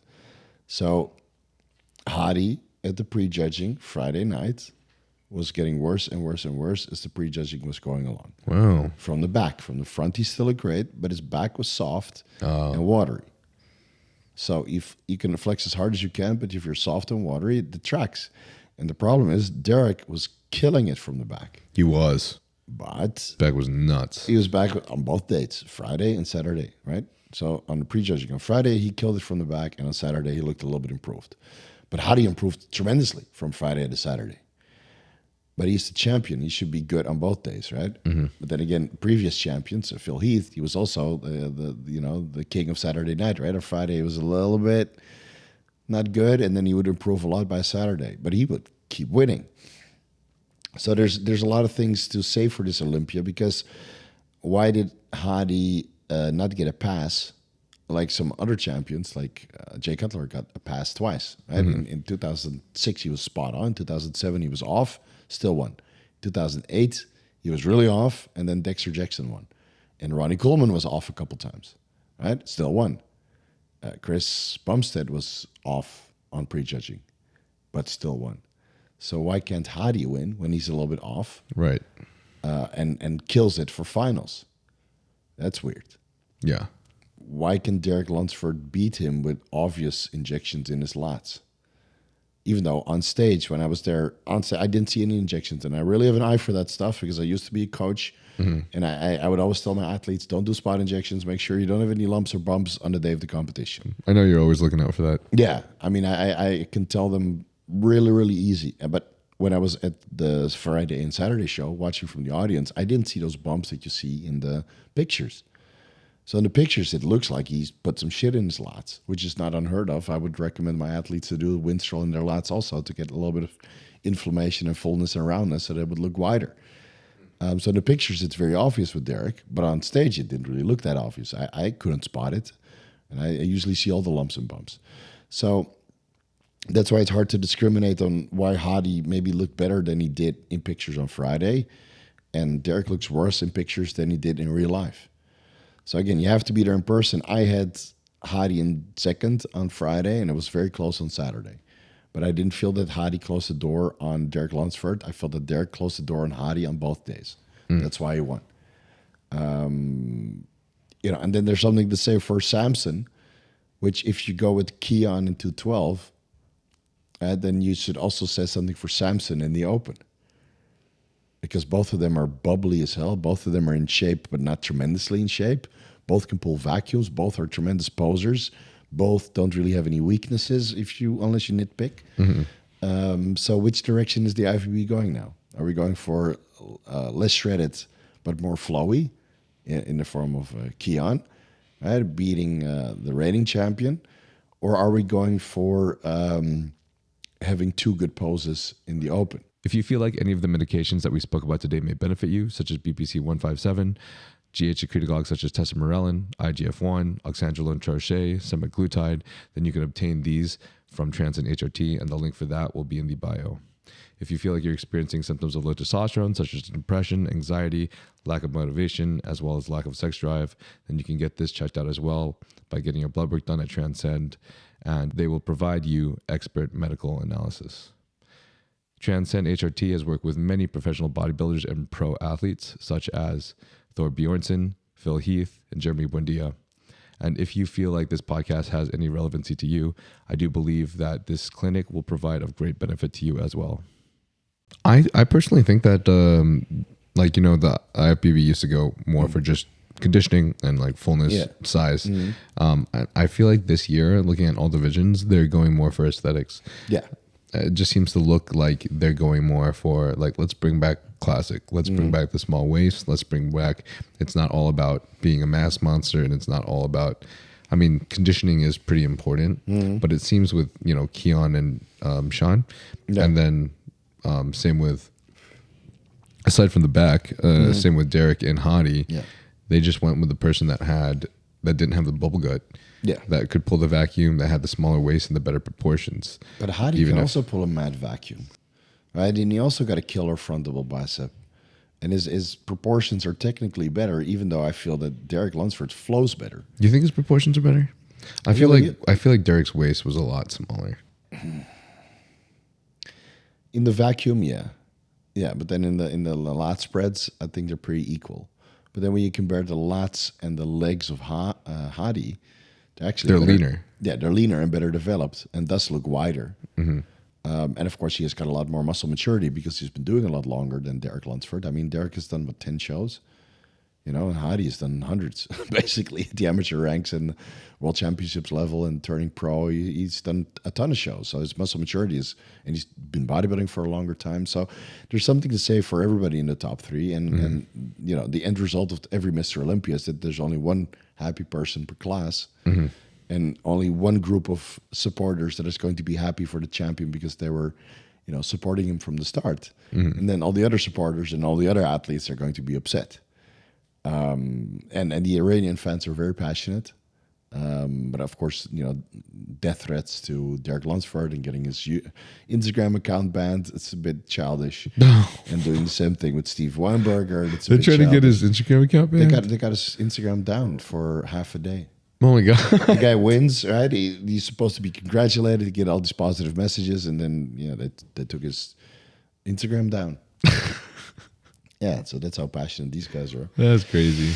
Yeah, so I mean that's just a sport. It's just a sport. I mean, it's an opinion-based sport, and this is what we sign up for. It's an opinion.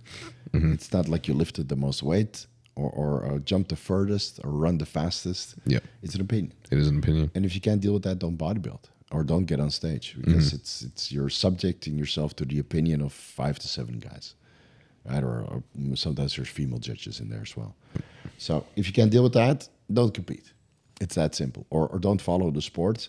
And if you still want to support your favorite bodybuilder, then please do so because they usually make money with the fans using the discount codes than they do from prize money, unless you compete at the Mr. Olympia and prize money is $400K. I mean, that's a nice payday. Let's be honest. Yeah, that is pretty nice. But men's physique, they make $50K or $60K. You can make that being an influencer in a month. Let's be honest. You know. What do you think about Ryan Terry from men's physique?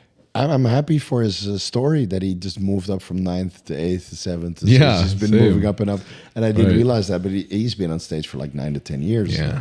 And but I was surprised because I mean he's not the most aesthetic guy. He's in great condition though. I mean he doesn't have any lagging body parts. So technically, when you look at it, you break it down, he could be the champion. But then you put him to some of the the black African American competitors. I think they all look better. In my opinion. Really? Yeah. I think even Jeremy Bondia looked better. It's more freaky, you know. I disagree about that. Yeah? Actually, All right. I was a proponent for Jeremy winning because Yeah. we're both Filipino, and if he Right. wins, I feel like I can win. Yeah. But yeah, smart. but being there on stage for prejudging, bro, He was so off. Yeah, it was so off. dude, I was like, man, I feel bad because I get it. I almost think this is something that Filipinos can relate to, or at least I've seen with Potvin, with Buendia, and with myself. Yeah. Is for some reason it's sometimes hard to get the core dry enough. Even if you get really lean, for some reason there's some water that just holds down like over our abs. Yeah. And I'm not sure why that happened to Jeremy because when he turned around, his back was the most shredded, full, and dry out of his whole like call out. Yeah. But when he turned back to his front, his midsection was the least. Yeah. And I'm not sure why that Constipation. might be. You think constipation? 100%. Wow. Every time. If you have water in your abs, it's constipation. Wow. Yeah. If you have water in your back, So- it's usually stress. Maybe it was just too much dryness, like too much. So it's just a lot of dry Diuretics. carb loading, and then of course all the food gets stuck in your intestinal tract, and then if you can't poop properly, you just hold water in your waist. Oh man. So and then Jeremy fixed it for finals. I mean, he looked stellar at finals, but it's not enough. You know, that's if you're off at prejudging, like really off, like Hadi was kind of off for Hadi, and then if Jeremy is off for the what we're used to back in the day when he was winning shows, even though he improved quite a bit muscularity wise. Then they're just gonna knock you down. They compare you to all the other athletes and yourself, your previous best showing. So you need to continuously improve. So the more you win, the stress level is going to be higher Well, and yeah. higher because Yes. you get judged based on all your previous wins and against all the competitors and what they think you should have showed up at like. That's why it's so extraordinary that Iris Kyle won 10 and Lee Haney won 10 or 8 and Ronnie Coleman won 8 and even Phil Heath won 7. It's extraordinary. Is what he 10 did. the record? Iris Kyle's Iris? got the record. Yeah, she won But 10. for males, 8 is the 8, highest. yeah. Lee Haney and Ronnie Coleman. Right. Yeah. And Phil Heath 7. And then 6 for Dorian Yates, 4 for Jay Cutler. And then how many did I think Arnold Schwarzenegger got 6 or 7? 7, yeah. But one of them he was the only one who showed up. So it doesn't really count. Wait, what? Yeah, there was one year where he showed up in South Africa and he had no competitors, so he won by default. What? Nobody remembers this though. Yeah, nobody remembers That's this. I crazy. think they're all protesting because they didn't like something about him winning, so they just didn't go one year. So he won by default. yeah, that's unheard of nowadays though. Yeah. Yeah, so the results are a bit. I mean, it's always fun to analyze the Mr. Olympia, but when you were there, like, I wanted Derek to win because I like Derek. He's a young guy. He's married. He's got a kid on the way. You know, he puts out great content. He's you know, I feel that he went through like a little bit of a reinvention of himself because he was young and arrogant and kind of dumb sometimes.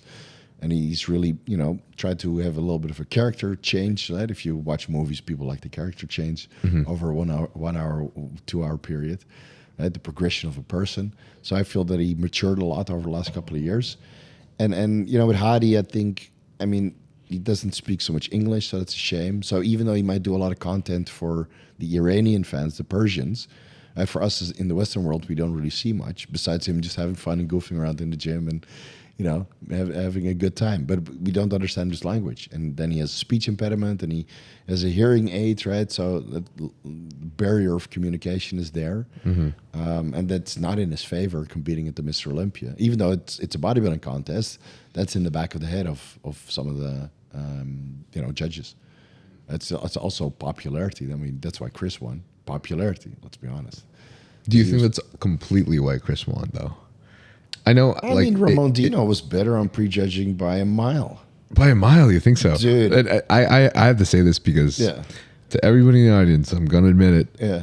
I glaze over Ramon Dino, He looks dude. fucking great. I'm a huge Dino fan. Yeah. Huge Dino fan. But And also if you doesn't wanted speak a to word blow of my mind, English. Also doesn't speak a word of But English. yeah, Some of his team members do. So I met his team, the Brazilian team, back in the Flex Lewis's gym about a year ago. And of course, Flex Lewis is very close to the Brazilians because, you know, one of his friends is from Brazil. Fuck, what is his name? Works with Neil Hill now, but he was with Chris Aceto. So they're pretty close. And I think one of his team came up to me just thanking me for the content because apparently he was watching my YouTube channel back then as well.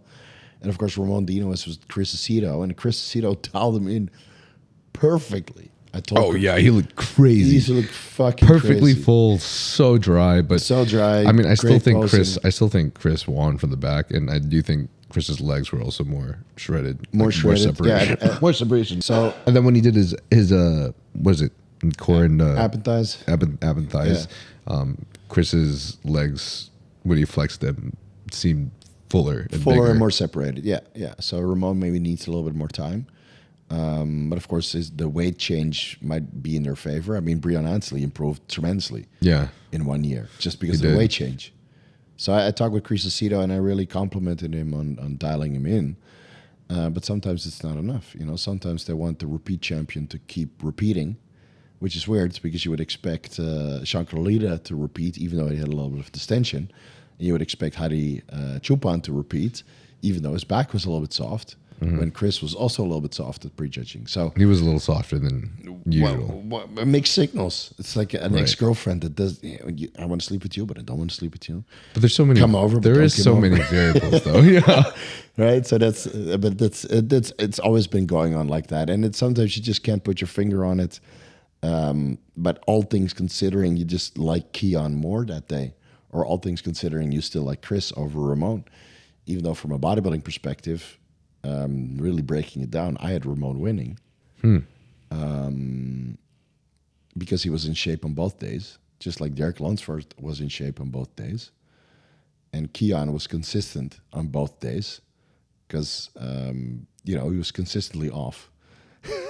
Yeah, I mean, he's not in great condition, but he has the most flowy physique. Right. And it's frontable bicep. I mean, with a vacuum. I mean, I'm a sucker for that. So crazy, Dude, I'm a man. sucker for that. A frontable bicep with a deep vacuum. Yeah. You got my vote. Yeah. And a backable bicep with a crazy serrated glutes, and leaning back on everything, and the hamstrings are fully separated from the adductors. I mean, I'm a sucker for that. You got my vote, dude.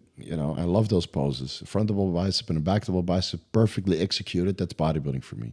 And everything else is just icing around the cake. The side chest with serrated glutes, okay, that's great. But it never compares to a frontable bicep with 3 armpits, basically 1, 2, 3, right? Deep holes. I love that stuff. So if you got those poses, you got my vote. Mm-hmm. And if you have distension, I can't get past it. I feel like that's why the winners won this year, though. Yeah, none of them had it's distension. The same reason. None of them. No, but Ramon Dino, his waist is smaller than. Oh well, in classic, yeah, none of them for sure. But like in the other ones, like the winners had significantly less. Yeah, Sean Correa at finals had a little bit of distension. Yeah, me and my buddy Chase Irons, we were both sitting there at finals, and we're both like, "This might kind of take him, even though he's more dense, he's more conditioned. He's a reigning champion. He's won it before." But that distension is very distracting, Mm-hmm. and you're the reigning champion. And nowadays, like Ronnie Coleman had distension every year, but they still let him win. But nowadays, they really try to crack down on it. So you can't have a moment where you breathe a little bit too hard and your stomach is out further than your chest. You can't have it anymore. Yeah. Just let that door's closed. Bondia was having a hard time like breathing on stage properly. Yeah. Unfortunately. Yeah. So it makes me so sad because I wanted him to win so bad. I know. I like him. But Chris, again, I mean, he's a great champion. He's got 20 million followers. I mean, imagine the shitstorm when he loses. Yeah, I know.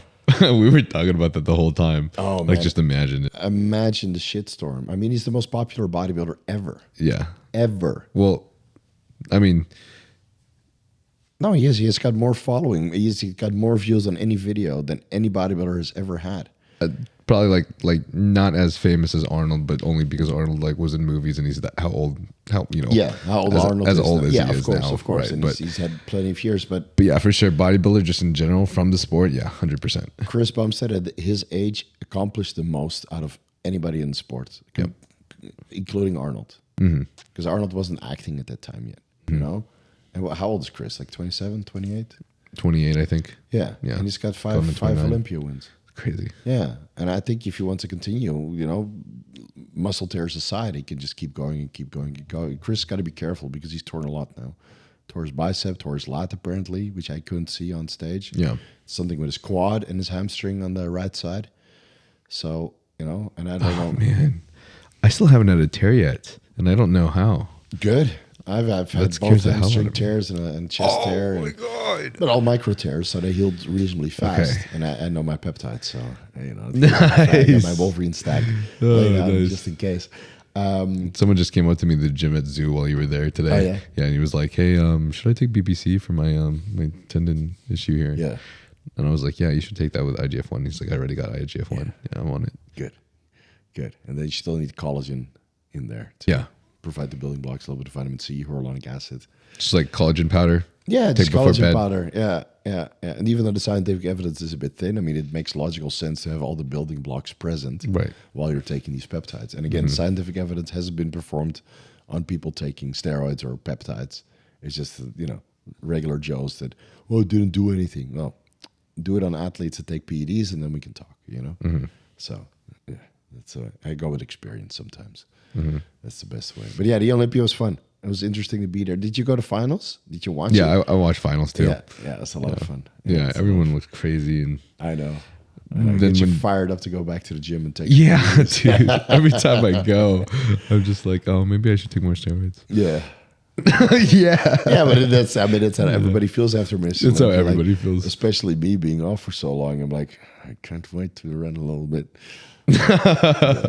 It is what it is. Everybody, please remember my disclaimer at the beginning of this podcast. Yeah, exactly. Please. Yeah, please. Take it easy.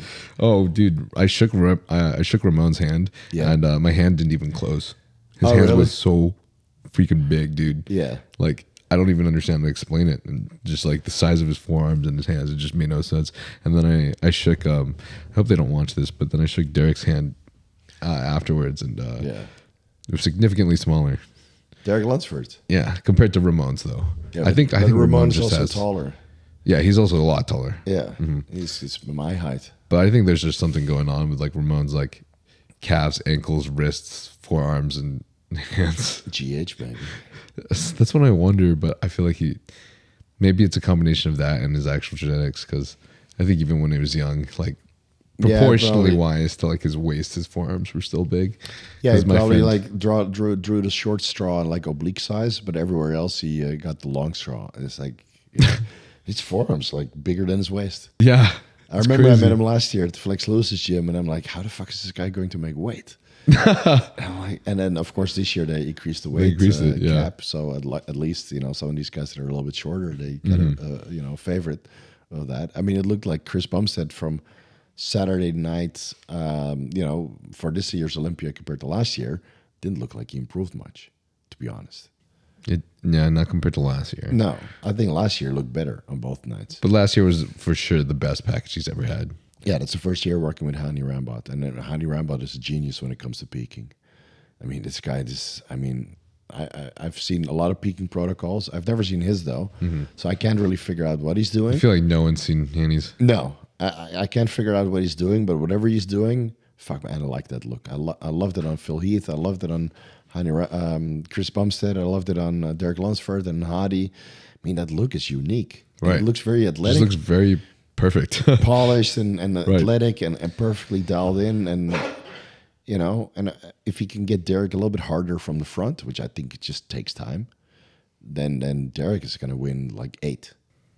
Man, that would be crazy. Because his bodybuilding years are like less than 10. So he's already got an Olympia in 212, an open Olympia, and he's been bodybuilding less than 10 years. So I don't think, and he looks healthy. So I think he can win like 10 in total if you want to. Because he probably doesn't fucking ruin himself like most of these other guys. He even took Phil Heath a couple years. And Roddy Coleman, it took him forever to win the Mr. Olympia, and Jay Cutler the same. Derek is winning Olympias after how many years of bodybuilding? 6 years, 8 years? It's crazy to me. Yeah. I was drug free for 8 years, not looking like anything. So yeah, it's a fun Olympia, man. No, I know, that's what I think about too. Yeah. And people like Larry Wheels and all these guys and Sam Zolik talking about how they start at like 17 years old. Yeah, Here I am like, man. So when started my first bulk. When did you start, like with PEDs and bodybuilding?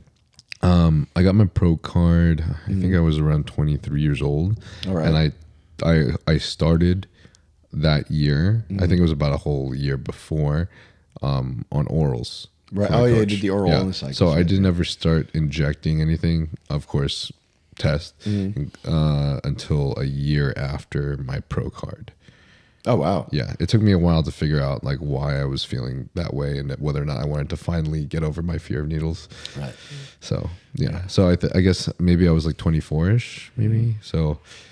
so you're sending mixed signals now because you're telling people to inject, but you won your pro card on oral only cycle. don't do it. Don't do it.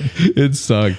Yeah, it was not worth it. My balls were not working for forever. I even tried ECG after, and I don't know why, but I think I just ran to oral for too long. I think if you do a PCT properly, you could recover. But I also didn't know exactly what I was doing, so it was probably not proper. No. I think if I give you a PCT protocol and you would PCT, you would recover just fine.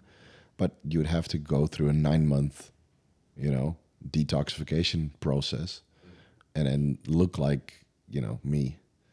Small, dude, soft. I still have pictures actually. I might post it someday, but I have pictures from when I after the pro show. Yeah. Dude, it's crazy. You can't even see my abs, but I'm really, really small just because I've lost all my mass and just gained so much subcutaneous fluff. Yeah. It's crazy. It sucks, right? Yeah, it sucks. Dude. It sucks so much. I did the full-time hardcore bodybuilding without the PEDs after I came off. So not missing meals, not missing workouts, still supplements, right? Still training as heavy as I could. So I remained somewhat respectable. But I think if I didn't do that, I would just turn to fucking ash. Yeah. Turn to the Michelin Man. You know, if I wanted to stay strong, like, and eat a lot, or just turn to a fat powerlifter without the real powerlifting strength, obviously. Yeah, so coming off PEDs is no fun, dude. But you do believe though that like you can still hold a lot of your muscle mass on TRT. Like say you're a bodybuilder. In TRT, you can cruise. hold everything. You can hold all your strength, all your size. Your body composition might not be as favorable as an actual steroid cycle. But let's say you were eating 3,000 calories on a steroid cycle and you look freaky. If you go to 4,000 calories on TRT, you're still just as strong and just as big, but you won't look freaky. Right? Yeah, your veins will you'll be gone. softer. You'll be softer. Your waist will be a little bit wider because you eat more food, and there's less anabolic incentive for the steroids that you take because it's just TRT. So, but it has to happen because you can't stay on a cycle forever. You know, you need to blast and cruise, come into a cycle, slowly ramping up the dosages over time is it's required, right? When you stall, you need to hit the dose up the food, and then at one point you need to come off and clean out your health parameters. Do TRT, and then you need to eat more food to sustain your strength. Or if you want, you can kind of do a diet during TRT, which kind of speeds up the health parameters because dieting just makes you detox faster, basically. But then you get small. So I've been dieting for the last 10 months, just trying to stay in shape, looking sharp on Instagram, and then you lose like 40 pounds. Might as well just stay on forever. Yeah, but you can't get your wife pregnant like that. So there's priorities. Right? When I say I'm going to do something, then I'm going to do it. Because if I go on cycle now without getting my wife pregnant, it'll be a shitstorm. Everybody will unsubscribe. You can't have that. Can't have that. So wife pregnant first. We'll pass the first trimester, and then I'll think about running something again. Yeah, man. All right. So I think.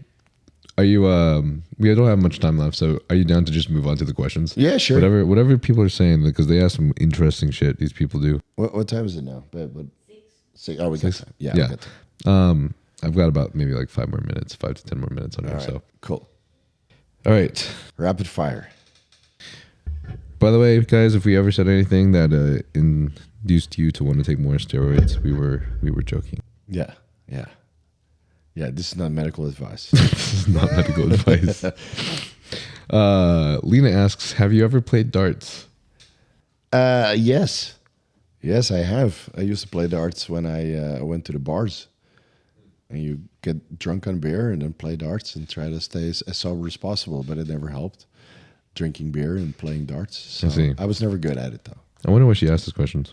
I don't know. Maybe it's an analogy for something, but I'm old, so I play darts all the time whenever I sneak over to Josh Minoy's room and just.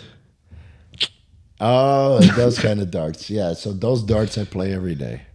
I play them subcutaneous, like on my upper quads, and yeah. He thinks he's natty, but Yeah, I know he's not. no, nobody's natty. Just kidding. Noah asks, what career paths are there for people interested in the pharmacology of bodybuilding? Coach. That's it. Yeah, right. If you're interested in the pharmacology, then you have to do a lot of research, and that also implies that you're going to help other people on that journey. But that also means you have to run a lot of experiments, and to really have a good physique, you need the consistency and the guidance of somebody else, so you don't make the mistakes that experimental people like myself do. So if you're interested in pharmacology, I would say monetize that knowledge and go on YouTube or TikTok or Instagram and then our ebooks or websites or whatever, or write for publications and monetize it, because you have to monetize your knowledge. Otherwise that knowledge is wasted. Either coach, YouTuber, or TikToker. I agree with that. Yeah. I think Mike is fit. Mike has did a good job of bringing his knowledge to TikTok in a little bit more of like a ingestible way. Noah asks, how good is enclomiphene monotherapy for extending your natty muscle bodybuilding potential?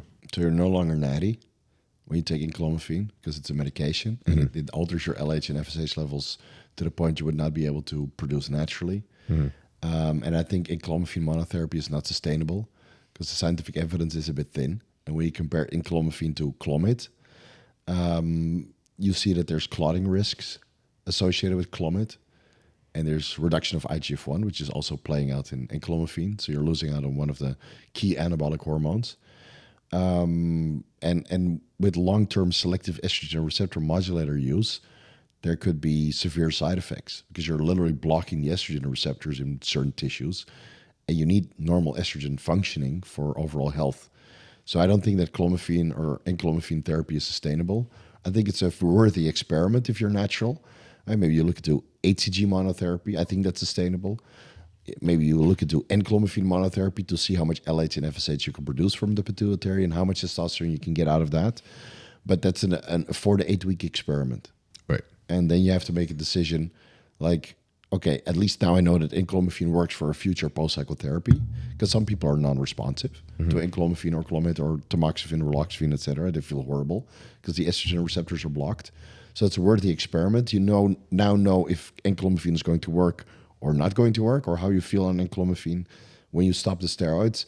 But all roads eventually lead to HRT or steroid cycles, unless you really respond well to HCG monotherapy. But then you're shutting yourself down long term anyway, because LH and FSH will come down to zero also. With HCG monotherapy? Yeah. Yeah, because your testosterone levels and your estrogen levels are super physiological compared to the natural LH pulse that you have. So you're replacing this luteinizing hormone with human chorionic gonadotropin at a much higher dose. So estrogen goes up and testosterone goes up. So you have this negative feedback on the pituitary. LH and FSH levels comes down. And now you're just replacing this LH with a higher dose of HCG or higher concentration of HCG. But FSH is still shut down. So if you stop the HCG and you've been running that for 2 years, you might still need a post-psychotherapy to bring your LH and FSH levels up. So you can do that with enclomiphene. After you finish your HCG monotherapy, you do enclomiphene monotherapy, bring your LH and FSH levels back up over 4 to 6 weeks, and then you stop that, you're off everything. But that's why doing like the cycle for HCG, let's just say like, I don't know, 8 weeks or something. Yeah. It's not as susceptible for that to happen. So I've helped a lot of guys that want to bring their testosterone levels up, and they just do HCG monotherapy to see what their testicles can actually produce. So maybe they're 500 nanograms per deciliter under total testosterone, and then the HCG monotherapy brings them up to 1100 or maybe even 1500, and they're happy. Like, man, I didn't even know that. And the problem now is that HCG monotherapy is very expensive. It's way more expensive to do than testosterone replacement therapy. Test is cheap compared to HCG. Right? And in both cases, you have to inject something. Both cases, you can do it subcutaneously. So that's why some guys would rather do enclomiphene. But look into the long-term negative effects of enclomiphene, even if estrogen is in range. I don't think that's worth the risk. And since there's no conclusive evidence that enclomiphene doesn't have the clotting risks of clomiphene or Nolvadex, in this day and age, with clotting risks aplenty, you got to be careful. Yeah, that's what I would say. Yeah. I think that's probably likely why all the HRT clinics only have HRG and enclomiphene combined cycles in like short periods of time. You just got to be careful. I mean, there's like 80 studies or 90 studies on enclomiphene solo. So there's not so much scientific evidence to say that enclomiphene is safe compared to clomiphene. So I would just proceed with caution. And if you want to sustain your HPTA, you can only do a part of that with the last signal of the luteinizing hormone, replacing that with human chorionic gonadotropin. So your testicles are still active, still producing testosterone, estrogen, maybe some DHEA, pregnenolone from the adrenal glands, which also respond to HCG. Or they're here, not here. That's a thyroid gland. So you have some sort of natural production of hormones. But the pituitary will shut down because there's no real way to keep that going unless you go with gonadorelin or kisspeptin 10, which you have to inject every 2 hours. So that's, 12 injections per day. Good luck. Oh my God. Yeah. Okay. Yeah. Chris Adams asks thoughts on Victor Black. Old man that is bitter in life and should mind his own fucking business. Oh, shit. He's a piece of shit. Oh, man. Yeah, the only accomplishment of Victor Black, I'll give him credit for this. The only accomplishment is getting on top of everybody's shit list. Interesting. Everybody's shit list, yeah. So Why is that? well, I mean, he just pisses everybody off. He takes credit for other people's work, saying that he stole it from him. No. And then he, in the same sentence, he doesn't agree with other stuff that they're doing, which is weird. So I don't know. It's just a bully, online bully. Nobody likes him. Nobody respects him. I've never met anybody in the real world of all the other educators that respects the guy. So he's just a bitter old man that karma will take care of him, and at one point he won't be around anymore because he'll bankrupt himself.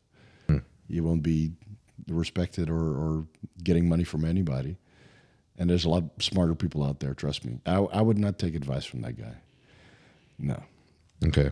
No. I just know what he's done, but I haven't ever really followed his content. No, when I looked up his recent stuff, I just saw him like hating on people. Yeah. So you're not missing out. Okay. Yeah, there's much friendlier, much more knowledgeable people out there who will respect you and be nice to you and give you the time of day and not call you out for anything, That seems to answer the next question by Ryan, asking, would you be willing to sit down with Victor Black and do an episode? No.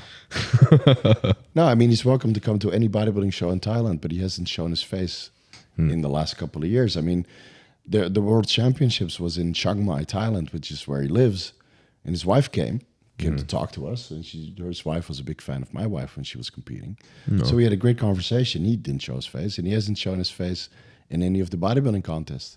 So if you want to see how Victor Black is, go to Chase Arn's YouTube channel and see how arrogant and just, I don't know, just despicable he acts on camera. I would not have a guy like that on my podcast. No way. He doesn't even deserve airtime, honestly. These questions are not worth this podcast either.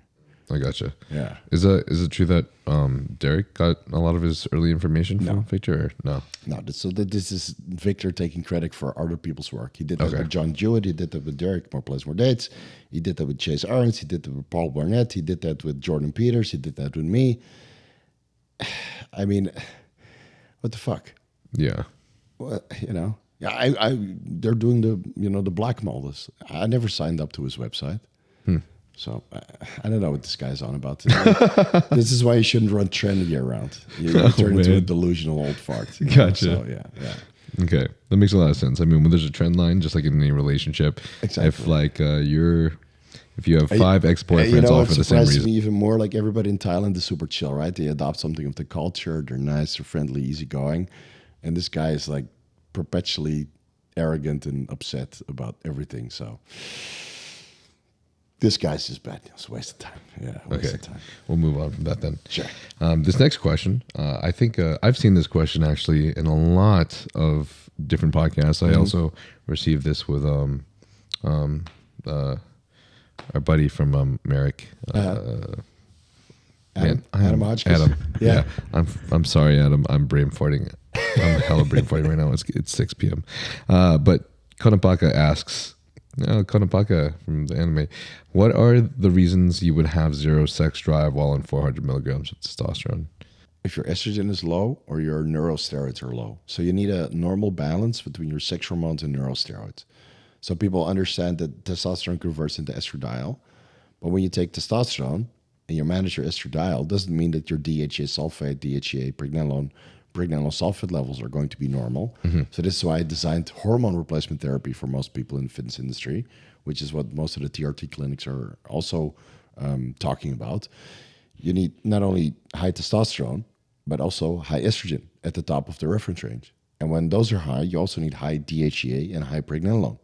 So supplementing with DHEA and pregnenolone, or taking HCG, for example, which also stimulates the production of DHEA and pregnenolone, that would be ideal.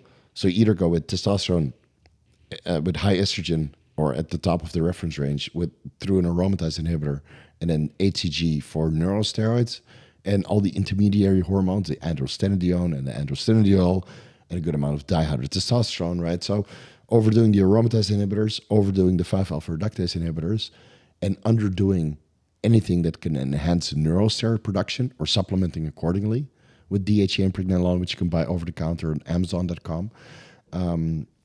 That's basically the culprit of low libido. And smoking weed a lot, taking kratom a lot, masturbating a lot, right? All these things also contribute. So, and maybe your girlfriend just isn't hot enough. That doesn't help. Oh man, I mean, a lot of people get into a relationship, right? And then you have that honeymoon phase, and then they both start eating and they get mad chunky, and then after 5 years they're like morbidly obese. I mean, maybe you should sit down with each other and say like, we were better when we were in shape. I mean, I see that happen all the time, dude. Right. Yeah. So maybe your libido is low because your partner is not hot anymore. Okay. Yeah. Rob asks, how bad are injectable orals for your body? Terrible. Terrible, because they're suspended in the most synthetic solvent shit that you could potentially take. So imagine cleaning your car, right? That's solvents also. They dissolve the metals, right? The what is it called? The rust. And they dissolve the grease and the poop stains from the birds. It's a solvent.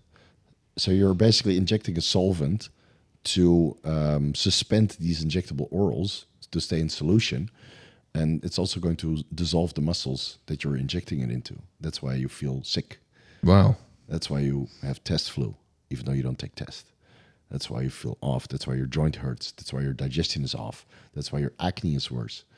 This is synthetic solvents. These propylene glycol, polyethylene glycol, monoethylene glycol, ethyl oleates, and to a certain extent benzobenzoate and benzoyl alcohol. They can all cause tremendous systemic inflammation and an allergic response. And I have a lot of videos on my YouTube channel. I think I was the first one to talk about this publicly. These solvents are so bad for you that you can literally give yourself like severe issues with your kidneys and your heart if you keep taking them.